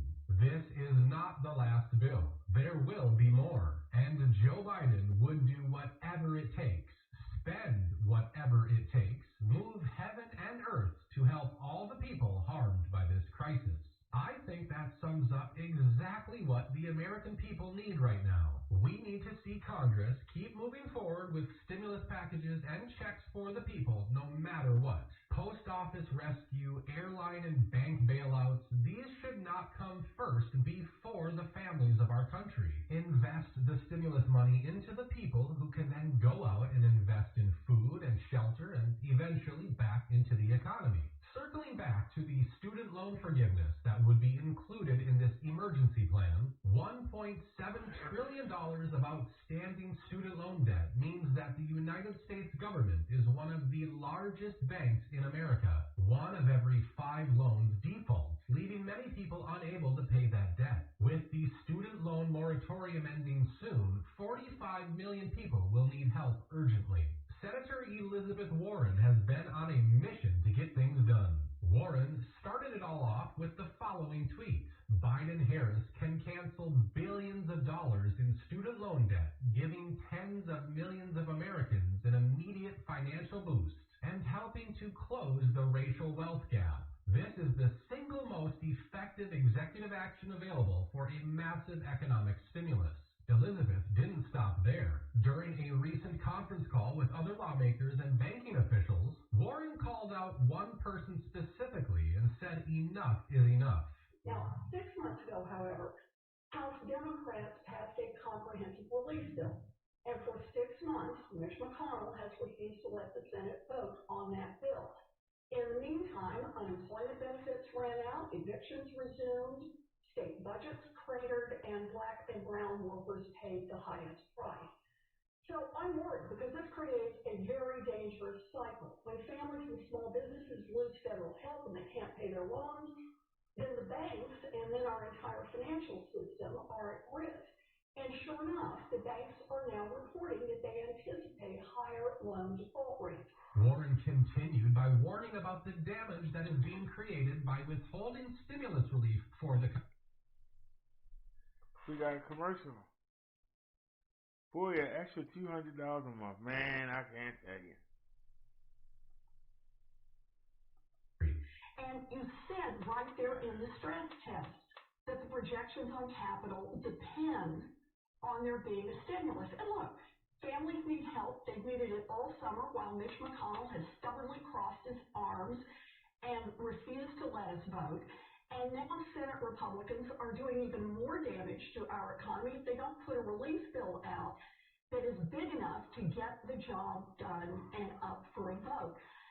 So, you know, this is a problem, obviously, at the Senate level, but the Fed itself is not powerless as well. You could act right now. You're allowing the big banks to continue to shovel billions of dollars out the door in dividends, money that could be used to help survive an historic downturn. You could stop this outflow of money right now. So at what point, Mr. Vice Chairman, will the Fed actually do its job and suspend all dividend payments? Speaking of banks, on a side note, Deutsche Bank is looking to implement a 5% privilege tax on people who choose to work from home during this pandemic. Anyways, getting back to it, Elizabeth Warren won wants Mitch McConnell to stop playing with our lives and put together a real stimulus bill. Let me just stop you there because we've already had to do this for a long time. Your job is to protect the American people, not the bank investors. And I don't believe you're doing your job. Mitch McConnell has changed his tune. He said he wants to pass a relief bill before the end of the year, and I think that's great. But America needs a real relief bill, not a fig leaf. You know, there aren't enough fig leaves on the entire planet to cover up the Republican Party's monumental failure to take this coronavirus seriously. So Americans are now falling sick at the fastest rate since the pandemic began. It is time for you to stop letting these banks shove money out the door, stop making excuses, and do your job. Looks like we're back to saying Mitch better have my money. Mitch McConnell seems to only be focused on the special election in Georgia and not on the many hurting Americans who are slipping into poverty each day. Senator Sherrod Brown discusses the need to pass a stimulus bill as moratoriums on rent and mortgages expire and virus cases continue to surge. We've gone several months now without an extension of any of those additional unemployment benefits specifically for the federal level. Has the needle moved at all on these discussions as a result of the elections coming and going? It's not clear. What we do know is the first stimulus package, the first big one, which passed the Senate unanimously, one study showed that it kept 12 million Americans from dropping below the poverty line, and the economy didn't get nearly as bad as it would have gotten because we put $600 a week for unemployed workers, and that's hundreds of thousands of people in my state alone, money for schools, money for local governments, help for small businesses so they could at least stay afloat and keep their payroll intact and not go out of existence permanently, all those things. But come July and August, most of that expired, and essentially President Trump and Republican leader McConnell, the leader of the Senate, said to Americans, you're on your own. And, you know, thousands of people a day are dropping into poverty. And we've got to help unemployed workers. We've got to help people so they aren't evicted from their apartments or have their electricity cut off. We've got to help these small businesses that are struggling. And so far, McConnell seems to have his eyes on the Georgia special election than he does in doing his job now. And we can't wait 2 more months. The American public can't wait 2 more months until Congress acts. Before the election, the scoreboard was the White House's $1.9 trillion offer versus Nancy Pelosi's $2.2 trillion. Now, after the election, the Republicans are saying $650 billion is where their proposal will land, while Pelosi and Schumer are going all the way up to $3.4 trillion as their starting point. Yes, that's right. The dynamic duo are going all the way back to their original HEROES Act. Should be a very entertaining and predictable negotiation, as always. It's been a few days since we've heard from her, so let's take a look at Nancy Pelosi's take on things, along with her sidekick, Chuck Schumer. Joe Biden has won. Kamala Harris will be the first woman vice president of the United States. So I said to them, if we didn't have masks last week, they could see us beaming with that success. What they have been proposing is very similar to what we have in the HEROES Act, and we just have to fight to make sure that if the Republicans decide that they don't care about the health and well-being, about Medicaid and what it means to people in their lives, that the public will know. And I would just say one more thing. First, McConnell is sticking to his emaciated bill, which he's tried twice and didn't get a Republican vote.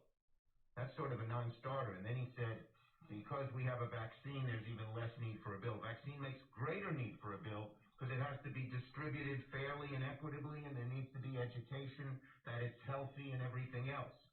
Second, the biggest change since Election Day is that Donald Trump, who was not for helping us in COVID and who was against the HEROES bill, has lost. That was an overwhelming referendum by the American people.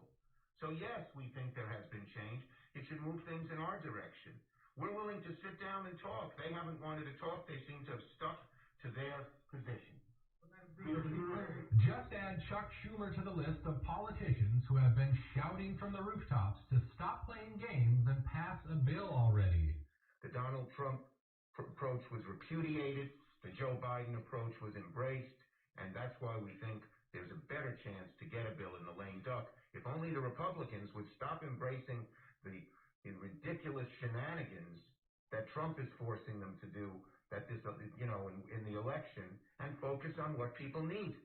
House Speaker Nancy Pelosi and Senate Democratic leader Chuck Schumer spoke with Joe Biden on a phone call yesterday. A press release followed the call and stated the following. Yeah, we gotta deal with a commercial. We gotta deal with a commercial. Skip the ad. They discussed the urgent need for the Congress to come together in the lame duck session on a bipartisan basis to pass a bill that provides resources to fight the virus pandemic, relief for working families and small businesses, support for state and local governments trying to keep frontline workers on the payroll, expanded unemployment insurance, and affordable health care for millions of families.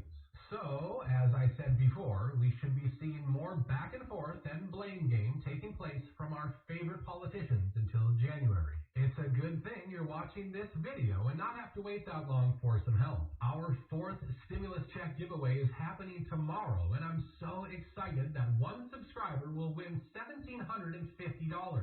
I'll give you even more good news. You actually have 2 chances to enter to win a stimulus check. First, if you haven't already, make sure you are subscribed to this channel right now to enter to win the $1,750 stimulus check giveaway tomorrow. Second, we are already very close to the 5th giveaway as well. Our goal of 200,000 subscribers is right around the corner, and that means we're giving away another $2,000 in stimulus. I really do enjoy doing whatever I can to help, and I appreciate all of you supporting this channel and all of my update videos. I will not stop giving back in any way I can, so please let me know your thoughts on our 6th giveaway goal. Alright, so remind me to listen tomorrow, y'all. I doubt if I win, but I am sub to him. I doubt if I win. How long we been on? Alright, this is o'clock in the morning. Time for me to get ready to get out of here. Hopefully we ain't gone over. How long we been on? We've been on for 3 hours and 20 minutes. Well, we did the 5.5. So already, y'all, I'm gonna get ready to get out of here. Y'all have a great day. I gave y'all 4 shows today. We did a show early. Then I went and did a mobile live. Then we came back and did another show, 5.5 hours. Then we came back again, and we're at 3.5 hours. Gave y'all plenty of content today. Y'all have a great and productive day. Thanks for watching. I feel privileged to be able to come to y'all every day. Please make sure that you're here. If you're not subscribed, please subscribe. Hit the like button so videos can get into rotation. And let your friends know that if they really want to get the most current news and things that affect them, come watch this show. It's not like the other shows. We're just not going to argue and fuss. We're not going to biz and moan. But we actually going to try to find solutions. We're going to point out what's foul, what ain't right. But we also going to point out what can we do to make it right. That's the difference. Because I can see the bad. You know, Howard Cosell was a great announcer in the 70s. When I was a young man, he was a great announcer. And I tell y'all, you know what made him great? He didn't tell you that what you were watching was good. He told you why what you was watching was great. Let that marinate. Think about that all day, y'all. Some little homework from y'all. What does that mean?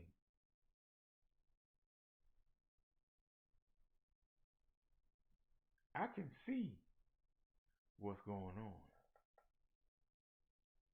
But can you tell me what I'm not seeing? Can you tell me why what I'm seeing is important. That's the difference between great commentating and somebody just rambling on about what you already know.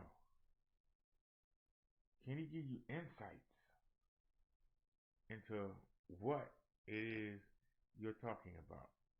Do they actually have an opinion? And if they are challenged, can they rise to the occasion and beat down the naysayers without calling names, without violence? That's when you know you got a great commentator. And with that said, I will see y'all later on today. We got the Saturday sermon. I don't even have a topic. I ain't worried about it. But we will be back tomorrow. Y'all have a great day, and I will see y'all. As we counting down, even though we keep going over, we trying to get it in before the 15th. It's the 14th now. We trying to get it in. We got one more day. Hopefully we can get this sermon in tomorrow, and hopefully we'll be looking good on the 22nd. We'll have to wait and see. But y'all have a great and productive day, and I will see y'all later. Thanks to everybody that watched. I appreciate it. I know it's late. Thanks for staying up with me. Can't do it without you. Have a